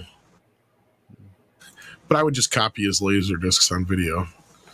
Actually, you can make pretty good video copies off of Laserdisc, better than sometimes you'd buy at the store. Because, more care going into it. Anyway, Waddle D's Nuts says, what up, y'all? Well, what up, Waddle D's Nuts? Says, by the way, Disney announced Hocus Pocus 3. I saw that.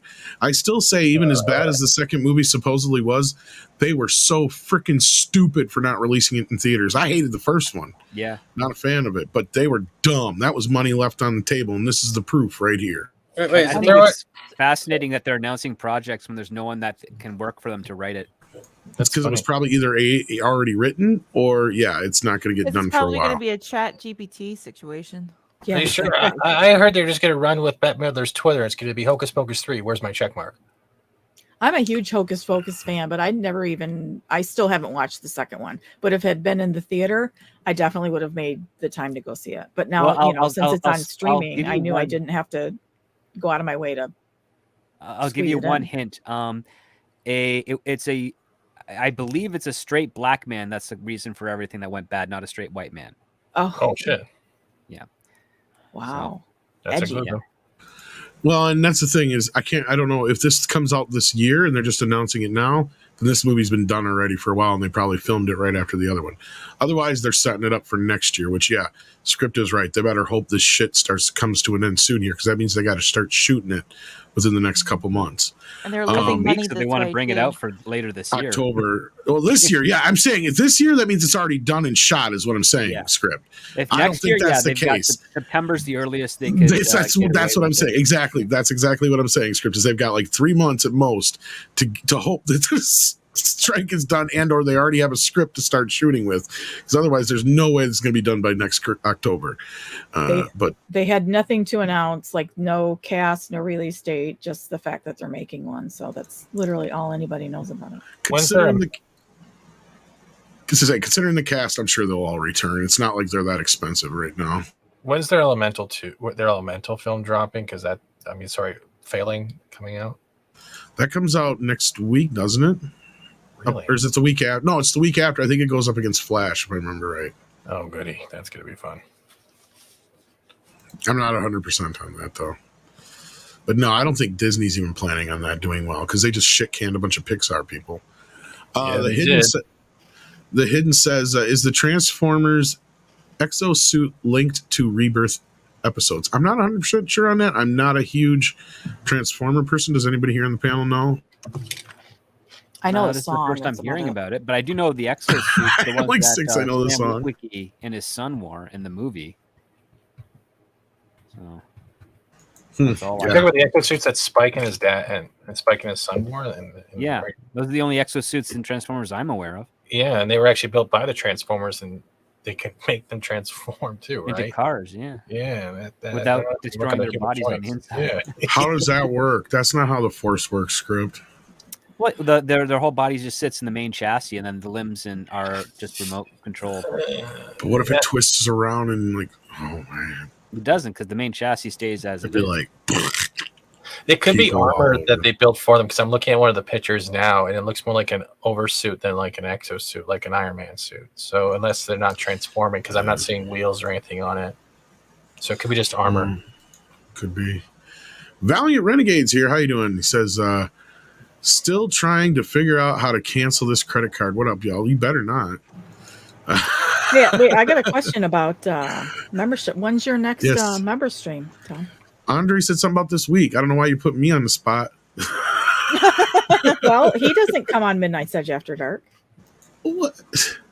They're at the same time. Get him, Six. Get him. What are you saying? You want me to do a separate one for Midnight's Edge After Dark? Is that what you're asking? Well, yeah, there's plenty of people who have a membership with this channel and with the main channel. Well, then, what if they don't want that? What if they want it to be both? I guess. Well, you can earn all you want. I guess we'll have to ask people. I was just asking. I know. I'm just saying. Okay. I mean, do people want them combined, or would you rather have them separate? I mean, make a poll. Make a poll, Tom. Make a poll. What would Keaton Batman want? We should have the choice to have a combined one. I want to get nuts. We should have a multiverse of Multiverse of member streams. I'm kidding. That's a great title. Yeah. Multiverse of Better written too. Multiverse of Midnight's Edge member streams. Oh Yeah. wow. Multiverse of Mead. It's Elf says, personally, I hated Spider-Punk's art style. It's so hard to keep consistent art style. Well, I just don't like it in general. The herky-jerkiness of trying to make it look like stop motion. It's not stop motion. It's computer animation. It shouldn't look that way. And then the misalignment of everything makes me feel like I should put on red-green 3D glasses, and it gives me a headache. It was like it was like a cross between comic book and Wallace and Gromit. Yeah, that's what it felt. Wallace and Gromit is far superior. I know. It's funny. It's meant to look that way. The Were-Rabbit movie was fantastic. I love that one. Action Com's a script. Why does Superman 2 punish Superman because General Zod didn't get to rule? Jor-El didn't owe him anything. I noticed Soup's fortunes changed the minute he got what he wanted. I don't understand the initial question, Action Com. Sorry. Why does Superman 2 punish Superman? Because General Zod didn't get to rule.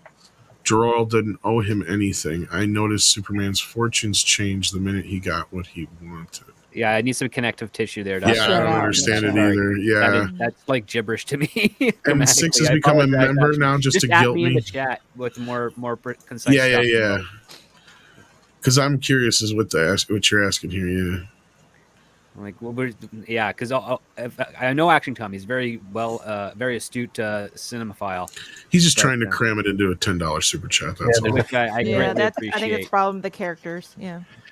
There's a 5-second clip going out, and it looks like just a body armor of him riding it. It doesn't look like the exosuits we saw in the previous ones at all. It's a weird Transformers story. I'm on a little rant here. Because the way I'm reading the question is like you're saying that if Superman would have just let General Zod take over, that would be better for Superman, and I don't see that argument. But I don't think that's what throughout the film he's powerless. Throughout the film he's powerless. He's only powerless for a short time. For like 6 minutes. It's basically screen time. Yeah, it's just when he wanted to get laid, right? That's all I remember. Yeah, depending on which version. Well, I mean, the thing is, he did that after he already bedded Lois, so he already knew he wouldn't kill her in the process. So that's the Donner cut. In the theatrical cut, it's before. No. Yeah, in the theatrical cut, he gives up his humanity before they sleep together. Right, yeah, that's right. Because in then the you have Donner cut, Lois Lane wearing the Superman shirt, listening How to does him. Superman earn money? He works for the Daily Planet. Yeah. Oh, that's right. He just takes He out. gets a good salary. He takes about $100 out of every criminal he stops robbing banks. I know. This is my piece. This is my kryptonite now. But yeah, no, the whole thing is because I actually like it the Donner version better because his whole choice of giving it up is his choice. It's not so much like this convoluted kind of thing of, The best way to look at it is Meatloaf. I would do anything for love, and that's pretty much what Superman did with Lois. Brando, the look that he gives Lois is just, if looks could kill. Yeah. And he's not even really there. He's not even really there, and he just knows. In common with science fiction author Larry Niven, I have some deep concerns about Superman's relationship with a female human and what damage he could do, given that he is a man of steel. So well, here's the thing that's actually kind of brilliant with Superman is that even with his great power, he actually has such precise muscle control. That's why he doesn't, crush doorknobs when he opens them, and doesn't, impact the concrete when he walks. Because he walks properly, not like some sort of hagger who has to stomp their steps from place to place, like some neighbors I know. He's not a knuckle dragger, in the words of John Campia. In 70s, It's not his. He doesn't. You shouldn't have to worry about his strength. You should more worry about the cancer his eyesight causes to people. That's true. Well, his X-ray vision is more a combination of telescopic vision because you can just see. So I was close making they go fun of through you. Is it like And Ray just- Milan? just to finish with the Action man with the Comes- X-ray eyes? And just to finish Action Com's question, the whole point of it is in both versions, really, is that for him to realize how selfish he was in giving up his powers for a single person. Like that's the whole point of it all. They tried to readdress that theme in Superman 4, which is like he has to remind himself that he can't put one individual above everybody else. Yeah, that speech at the end, which is kind of tacked on. Well, He's that's like, not even a speech. He my says that to bad. Lois before he takes her memory again. Oh, that's It's right. also Yeah. the thing. Wait, You're that was right. what was that Quest for Peace? Yes, That yes. one? The one Quest where for like the Peace. dude in the loincloth that was born from his hair beat the crap out of him. Yep. Hey, I I like hate that Nuclear movie. Man. I can't stand that movie. That movie just made me irritated. Great canon Kill film. Superman. The elevator fight on the moon. I'm sorry. There's no. That was awesome sauce. It was not. Dude left him on the moon in an elevator. Come Didn't on. check to see if the door Bill was Hemingway cracked can open. breathe in space. Bro, he didn't check to see if the door was completely shut, so no little bit of sunlight comes. I know it's dumb. I'm just Right. kidding. I'm so I'm kidding. Obviously, come on. I don't get angry at much Superman crap. Now, but it's interesting because there may be a semi decent film in there, but I don't know if there could be because they break one of the golden rules of Superman, and that is, and he even says it in that end, quote basically is like he should not be doing these kind of things. It's not his job in so many words. Yeah, he's So- getting involved with the nuclear arm race, trying to make sure no one in the world has a nuclear. Well, not just that. It kind of breaks one of the golden rules of the comic books, and that was you never get these superheroes involved with real world events like Vietnam or what have you, or even Not World since the War Second II. World War they stopped. doing Yeah. it. Yeah. And it's because of the simple fact that Superman could just go over and kill Hitler or capture Yeah, him, and it'd be it over would just in be no an time. easy win, Yeah. and yeah. It would be the Watchmen. And and they said it's because it's disrespectful to the actual service people over there, fighting the war. So Didn't That Superman was go one to of the things Vietnam? that was criticized in post Second World War is the amount of Yeah. propaganda that the comic book companies were doing, were like pro-war That too. propaganda, mind you. But the soldiers are like, these are superheroes. These are, I mean, it's nice that you're getting them morale behind us, but like, you're causing these kids to ask why Superman and Batman aren't overseas helping fighting the thing, because Yeah. their imagination gets away with them. And then that's when the publishers were like, you know what? Yeah, if we're going to do something like this, it's got to be fictional wars. It's got to be foreign countries that don't exist on Earth type of thing. The only one comic company that didn't abide by this was Marvel. They kept Captain America as part of the Second World War, and they had Iron Man be a victim of Vietnam POWs and all that stuff. And then they later changed that in the 80s and subsequent years afterwards. Which one was Superman with the red kryptonite? That was Red Sun. That was post Which war? 2000. No, which war was that though? The one where he got captured. I'm trying to remember. Was that Vietnam or World War II? Korea. No. Korea? There's a fictional war in Kotel Maltese. There's a Malaysian war. There's a Karak war.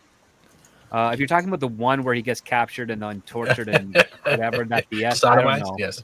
I don't know what the heck that is. I never read that. Oh God, that one. Oh. Yeah. Oh. Let's not talk about that one. Okay. I So mean, Tom- like overall, with it in general, with regards to comic book characters, there's so many different writers that get on there, and they have their own interpretations that it's really hard to find the best stories that it's really hard to find the best stories that represent the character a lot out of all the minutia of decades of other writers coming in there, because I mean, that's why you end up having the multiverse. You have the Crisis stuff. You have the various Marvel 616 and whatever. Rebirth, all that because crap, fans have different tastes when characters go in different directions. And as a result, you lose the homogenization of the character that they started out as before things got messy, complicated, and before publishers and writers got desperate to try and sell comics, that they would do everything from creating a spectrum of kryptonites to a spectrum of Batman costumes to a spectrum of Iron Man armors and spectrums of Green Lanterns and Flashes and so many things just to try and keep on staying in print and staying being able to pay their bills essentially, or at least getting extensions on their lines of credit. You end up getting a continuity mess. Can we have a moment of silence for Zebra Batman and Rainbow Batman just for a moment? Well, Six is going to freak out if she doesn't get a Congo video. So not only am I going to give her a Congo video, I'm going to she's going to get a brand new Congo video. Ooh. Did you just so make here it? you go. Yeah, it's me running around naked. Oh, that's what I smell. In the Congo, no less. No, actually, it's the one I wanted to make before. Here we go. Stop eating my sesame cake. Stop eating my sesame cake! Mm-hmm. I gotta watch that movie again. Congo? Yeah, I just watched Buckaroo Banzai. Yeah, we got Steve. Oh, great movie. How you doing, Steve? I love that. Buckaroo Banzai is a classic. Have you watched Screamers yet? 70s?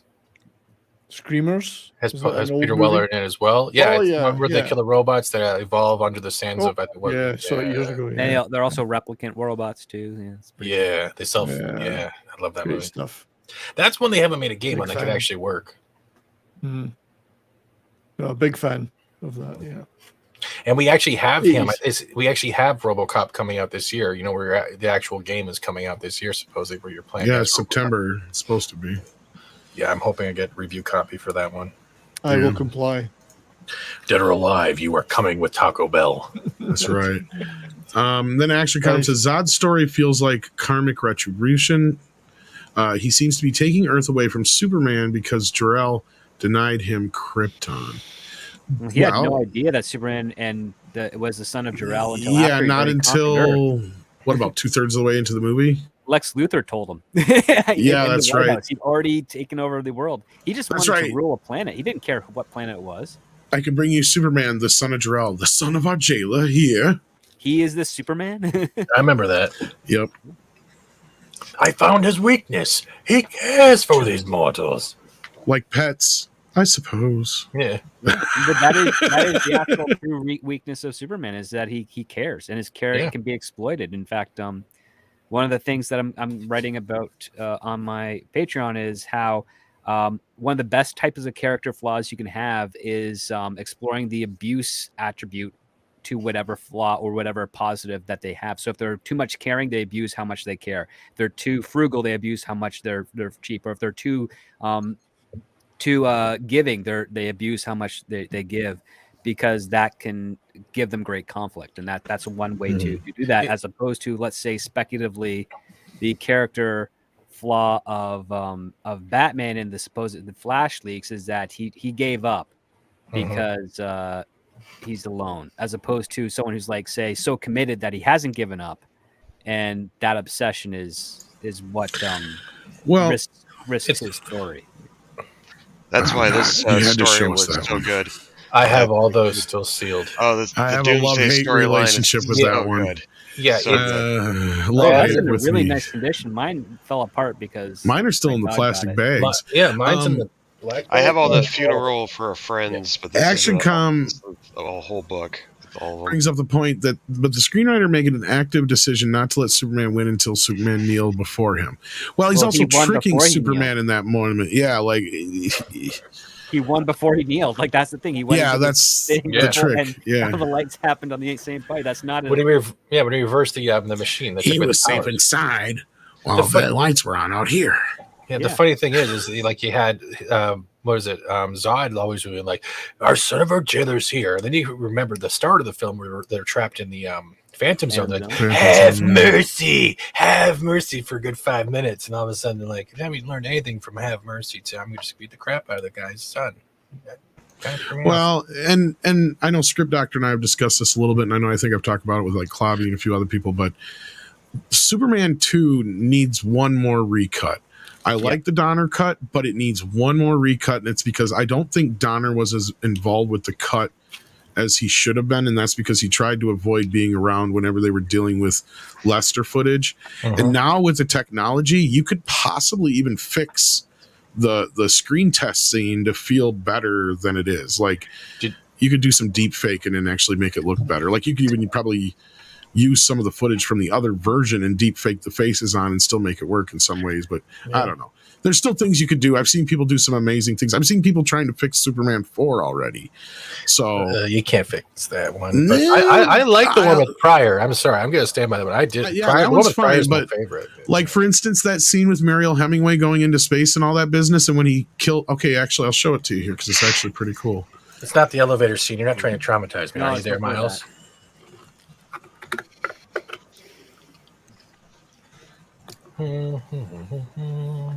Nuclear.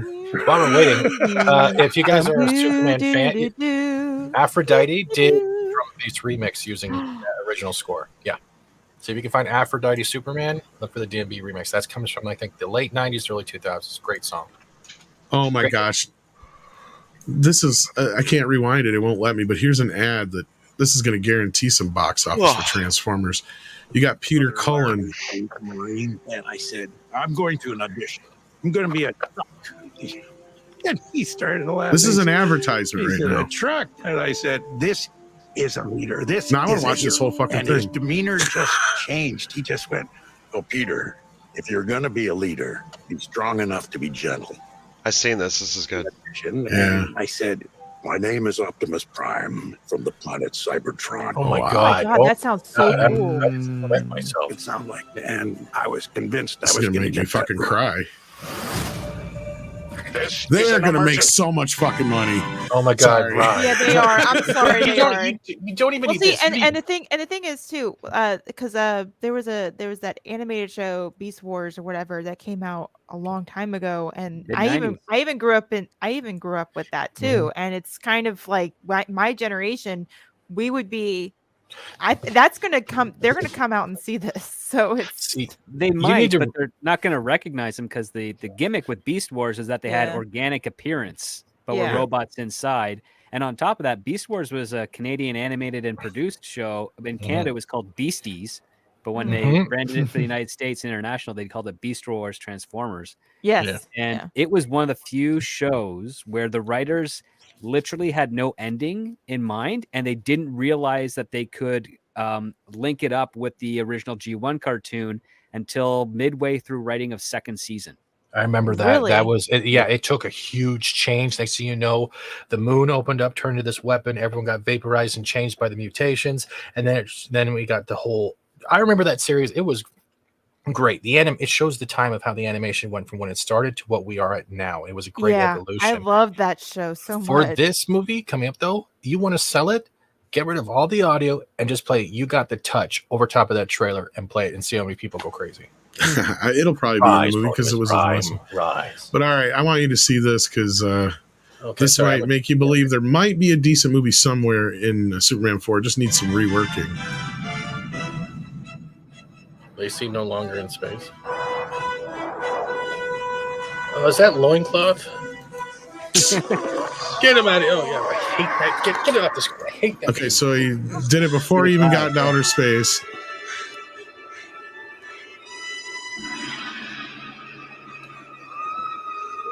Why didn't she just get on his back?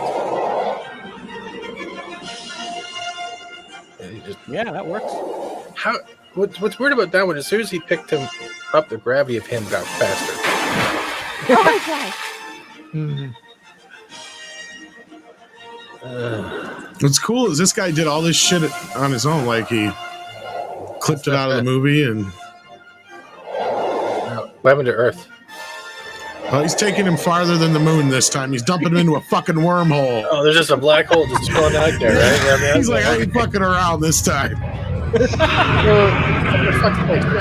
No, he would be crushed by this, right? The gravity inside this thing.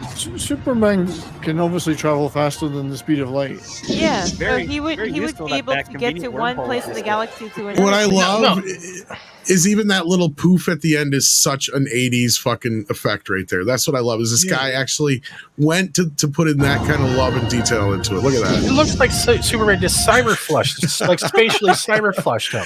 Hey, he did. So it works so much better than the other one. I'm not mocking it. I'm just saying. I'm just like, I can't stand 4. I don't know what it is. As soon as I see that loincloth dude and I hear him talk. Well, he dumps him in a volcano in the in that movie. Is like Well, he goes I to am the superior. and then Superman dumps him in a nuclear reactor. Oh my I said a God. nuclear reactor, not a volcano. That's my bad. Yeah. Or you got Gene Hackman with the ring reflecting the light, the sunlight off his ring, going, "Hey, you want a little bit of power there? Did you energize your battery?" Well, there's some great Gene Hackman scenes that got deleted too, and we actually did get pretty much bizarro Superman that got completely excised from the film. Even the actor was never even credited, which is a rarity because, like, even though he's cut from the film, usually somebody still gets credit because they got paid, but they like completely obliterated this guy from the movie after the first screening, which is sad because it was one of the most expensive sequences in the movie too. See, there you go. You wanted to do a new Superman film? Do a bizarro Superman. Don't even focus on Clark Kent. Focus on the weirdo they already one. wrote that. 2009. Where is it? They didn't produce it because Warner Brothers Son of didn't a make bitch. enough money off of Superman Returns. I don't like that film too. I think Kevin Spacey was a good. Mecha J's asking for the video. There's a link, buddy. But yeah, this guy's been doing all kinds of cool stuff. He's the guy who did the video with Supergirl and Superman meeting Christopher Reeve and what's her face, Helen Slater. Oh, I never saw Have you ever that. seen that one? You never saw that one? No, I'll go check it out now. I'll show it real quick here. It's not very long. One shall rise. One shall Actually, he's fall. done a couple of them, I think. Yeah, there's a couple of them. Here's the better of the two. It's kind of neat. He does good work. I mean, look, you can tell it's still, whatever, but. It's all right, Supergirl. Never saw it. You never even heard of me. Thank you. I have to go. I have to return this to where it belongs. I know that. Care. Take care. She farting. Thank you. She's passing gas. Yeah.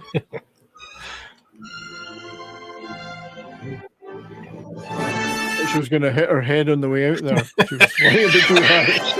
I love when they take off. Their legs just lift up, and they're just like, They do what they can. They do what they can. I mean, considering the fact that both films were shot with two completely different lenses. It does come out pretty good. Yeah. Oh my gosh, I like Dragon Bricks. What he said? That was super gas. Super gas. nah. Zax has been a member for 21 months. Thank you so much, Zax. Good to see you, buddy. How you been? Surely if Superman or Supergirl broke wind, they would destroy a whole tower block behind them. No. Yes. They would be silent but deadly, though. You just watch animals and birds slowly as the cloud drifted down the street. Well, you got to wonder. We just scared 6 off the screen. Good job, guys. Sorry. You got to wonder, though. I mean, at that point, like Superman, he probably his metabolism is. He doesn't really need to eat. Depending on which version. I mean, yeah. Go ahead. Sorry. Would his version be more than crop dusting because he's a farm boy? Well, my point was I don't think he'd have to fart considering his metabolism. So I'm not kidding. So like when you say he's a Superman, he's really a Superman. You don't even have to worry about the silent but deadly Where ones. does he get his energy from then? The sun. The sun. Yeah, he's photosynthetic. So he's photosynthetic. So he should be green. Yeah. No, that's it's nuclear at this point. That's photosynthesis there. Yeah. He's not full of chlorophyll there, 70s. Come on now. Yeah, I don't know about that. All right, well, I'm sorry, Six. I did not mean to upset you. I didn't bring up farts. Yeah. I'm sorry. I didn't know farts were upsetting. And I tried to fix it by saying Superman probably doesn't fart. My bad. I Well, didn't know. he has one of the things, because he has this type of density and this weird aura around him, he actually has no smell either, because nothing he can doesn't stick have on any him. to smell. pheromones? So he can't wear cologne. Nobody's really warm, so cats love him. Well, basically, yeah, like he has no smell, or he actually has the smell of a newborn baby. Ooh. So Oh it my smells gosh, of that will turn poop. on even more women. Smells of poop then. My apologies, Six. Oh. I don't want anyone clipping the. Yeah, because Interesting. nothing can cling to his skin, so he's never Pooping. felt. I mean, he never Actually, feels long. You know what? Him smelling like a newborn baby is probably more than any aphrodisiac could. Are you could saying pull, he's like he's her literally pheromone? I mean, so he's super Febreze. Baby powder. Well, he's going to turn on every single like young woman who is. Yeah, it's got the pheromones going on. time Mags clocks has are got a super clicking. furry animal. There you go, boys. I have a super baby. Put a little baby powder on yourself when you go out on your next date. Might just do it for you. I tried that once. They didn't like it because it was all over my face. Oh, I put it on my balls. Sweat from the balls. I'm sorry, Six. Don't date any man, or don't date a woman who's turned on by baby powder. Got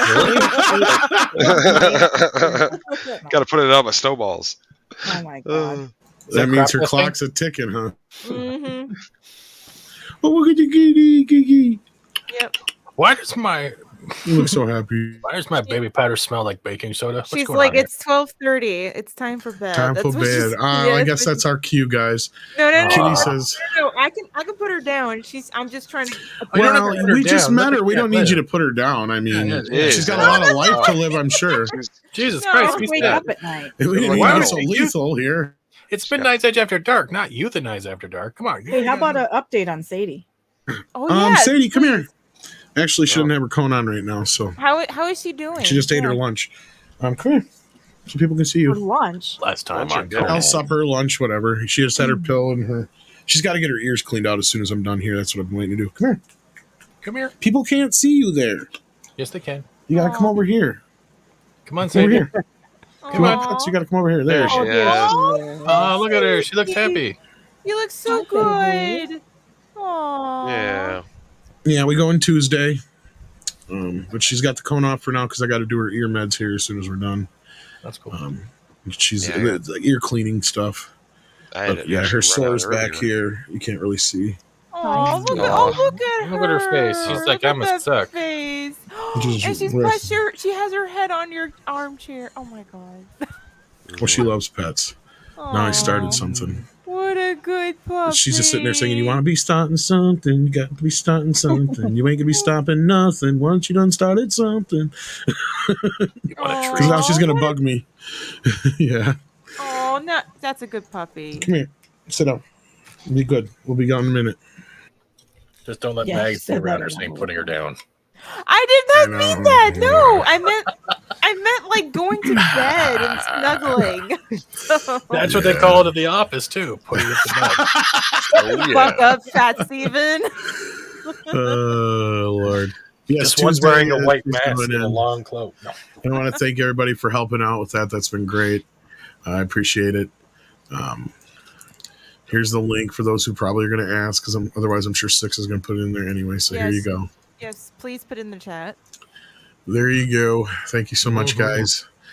But yeah, we're gonna wrap this up. But it's still one early.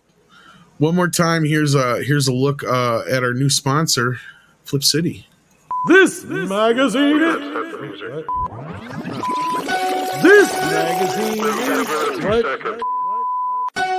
Take 6. This magazine is awesome.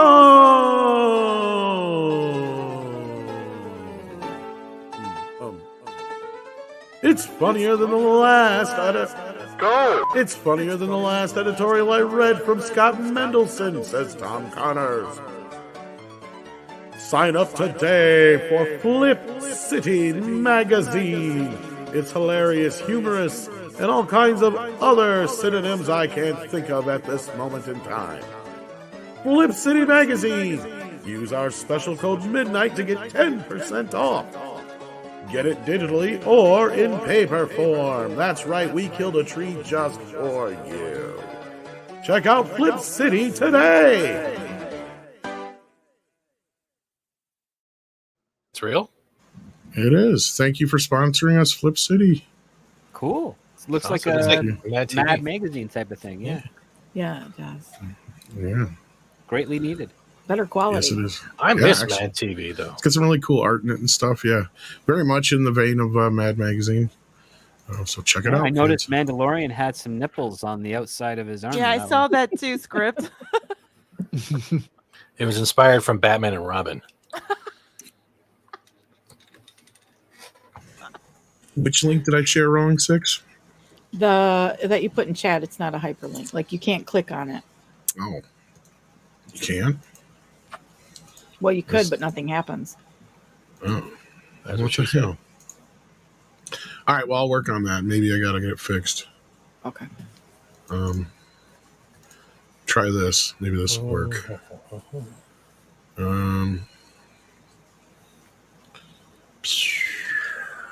When I highlight it, I can go to the web address. Yeah, I was going to say. But I I can't. know click that's the web address. There you go. HTTPS. That's a long ass one, but yeah. I think Mr. Tickle Trunk actually has the link. Well, we have a hyperlink that's not the one that technically goes to our thing though. So I'm gonna have to make sure she gets it fixed. So, but as long as you use Midnight, they may be able to link it up to us. So Okay, code Midnight, guys. Use the code Midnight, and you'll get 10% off. Off every OnlyFans account that you sign up for. What? No, that's not how it works. It is how it works. No.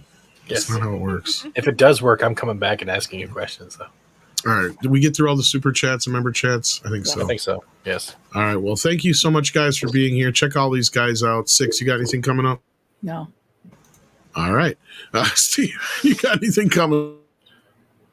Tom just cut out. He's roboting. Anything you got coming up?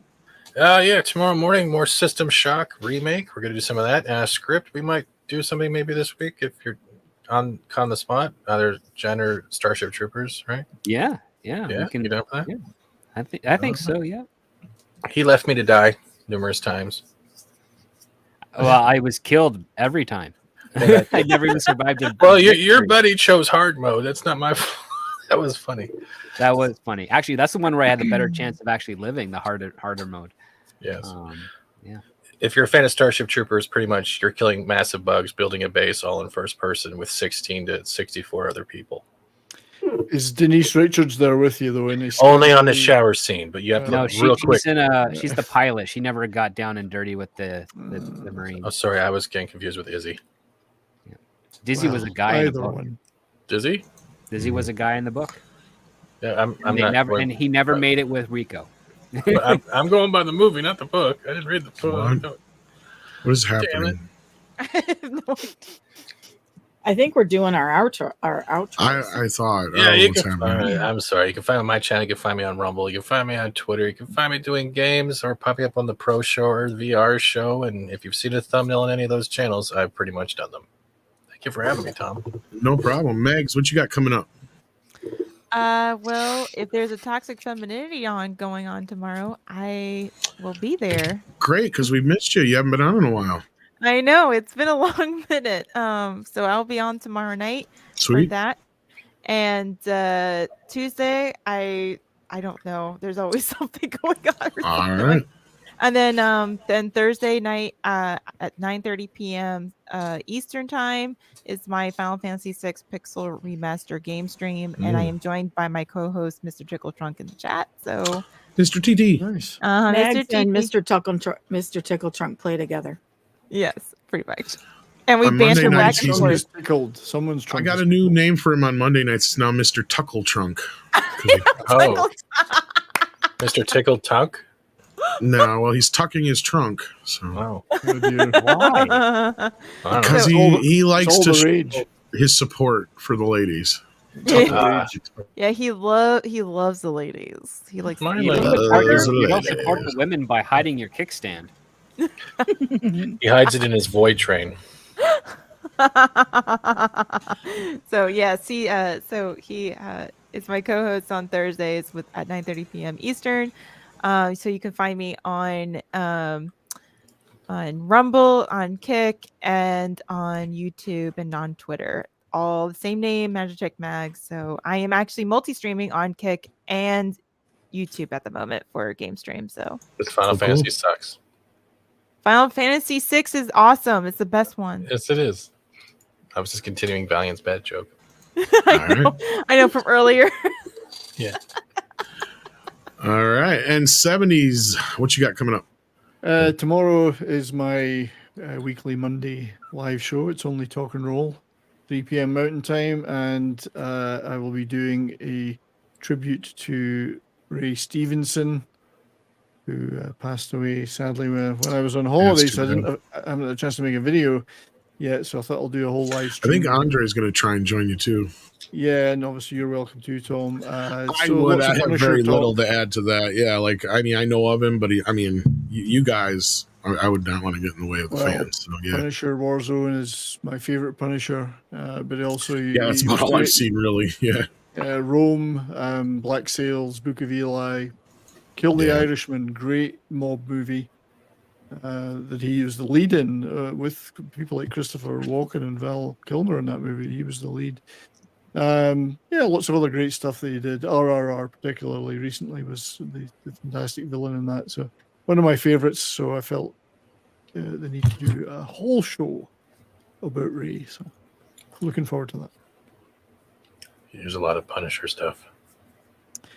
Yeah, see, again, I'm not a comics guy particularly. I'm more a movie guy and TV guy. So Punisher Warzone is my favorite Punisher on the screen, and Ray Stevenson I felt was fantastic in the role. So lots of fun talking about that.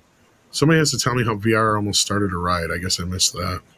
Oh, he decided to install Final Fantasy 3 or 6, and then gotcha. Kind of like when I bring up Spider Curse. Gotcha. Hey, I'm sorry, Miles. It's okay. Fuck you, Steven. Fuck you, what you got going on? And that's so strange from VR because he likes Final Fantasy 6, 3. There's so many Final Fantasies, though. I mean, what does it go 16's in a couple of weeks. No, yeah, that title's full of shit. It's called Final Fantasy, yet there's 100 of them. Yeah, and then they're all successful.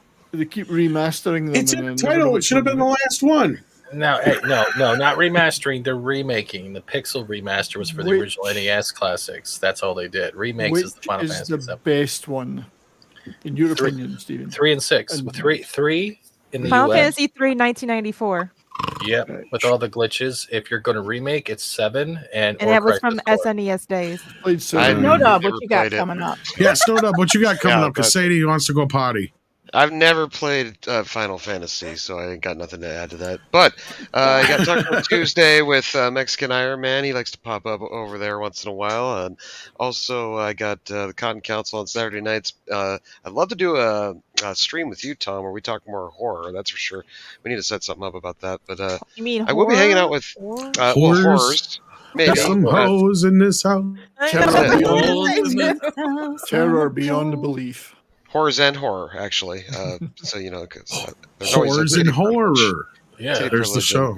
80s. Which horror died in horror? Yeah. Also, I'm be hanging out with that hairy bastard Culture Casino, Nick Weiser, Comics Division, a whole bunch of them crazy characters. I was going to be 70s rock fan, but he won't be there. But over in Dallas this week. Yeah, no, he's 70s on coming. Bitterly disappointed I can't go for medical reasons. I cried myself to sleep last night, actually, but it'll be all right. I'll get over it. So, I cried. Yeah, no, it'll be fun. Crying. If I had a booty break, I would.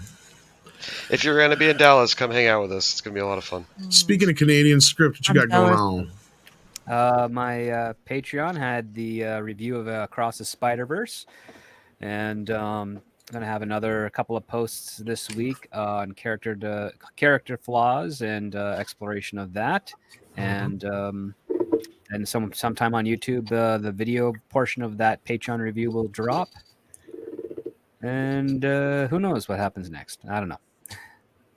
We'll see. You'll kill robots. Oakley dokley. Robots in disguise. No. Picture Swedish Skynet, Tom. Why? Just because. Swedish chicks are hot? Yes, that's exact. Yes. But the robots masseuse you to death. Yes. It's horrible. Yeah. It's like shake weights all over your body. I got molested in a little boy's room. What was that from?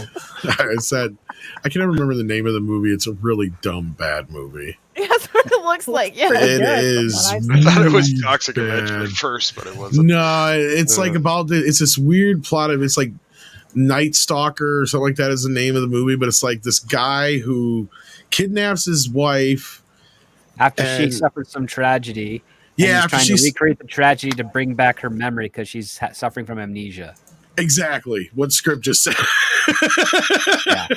It's batshit crazy. High concept. Very high concept. They were very high when they came up with that concept. It was like John Cusack wrote that. Yeah, it's not the kind of movie that Can't be Night Stalker. Going too What is lightly. it?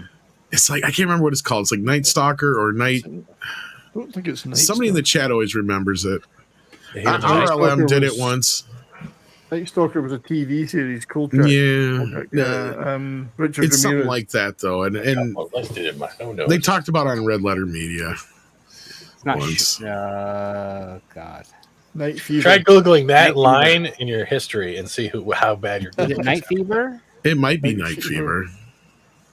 Was there a movie or was that just the Bee Gees? God damn you, Six.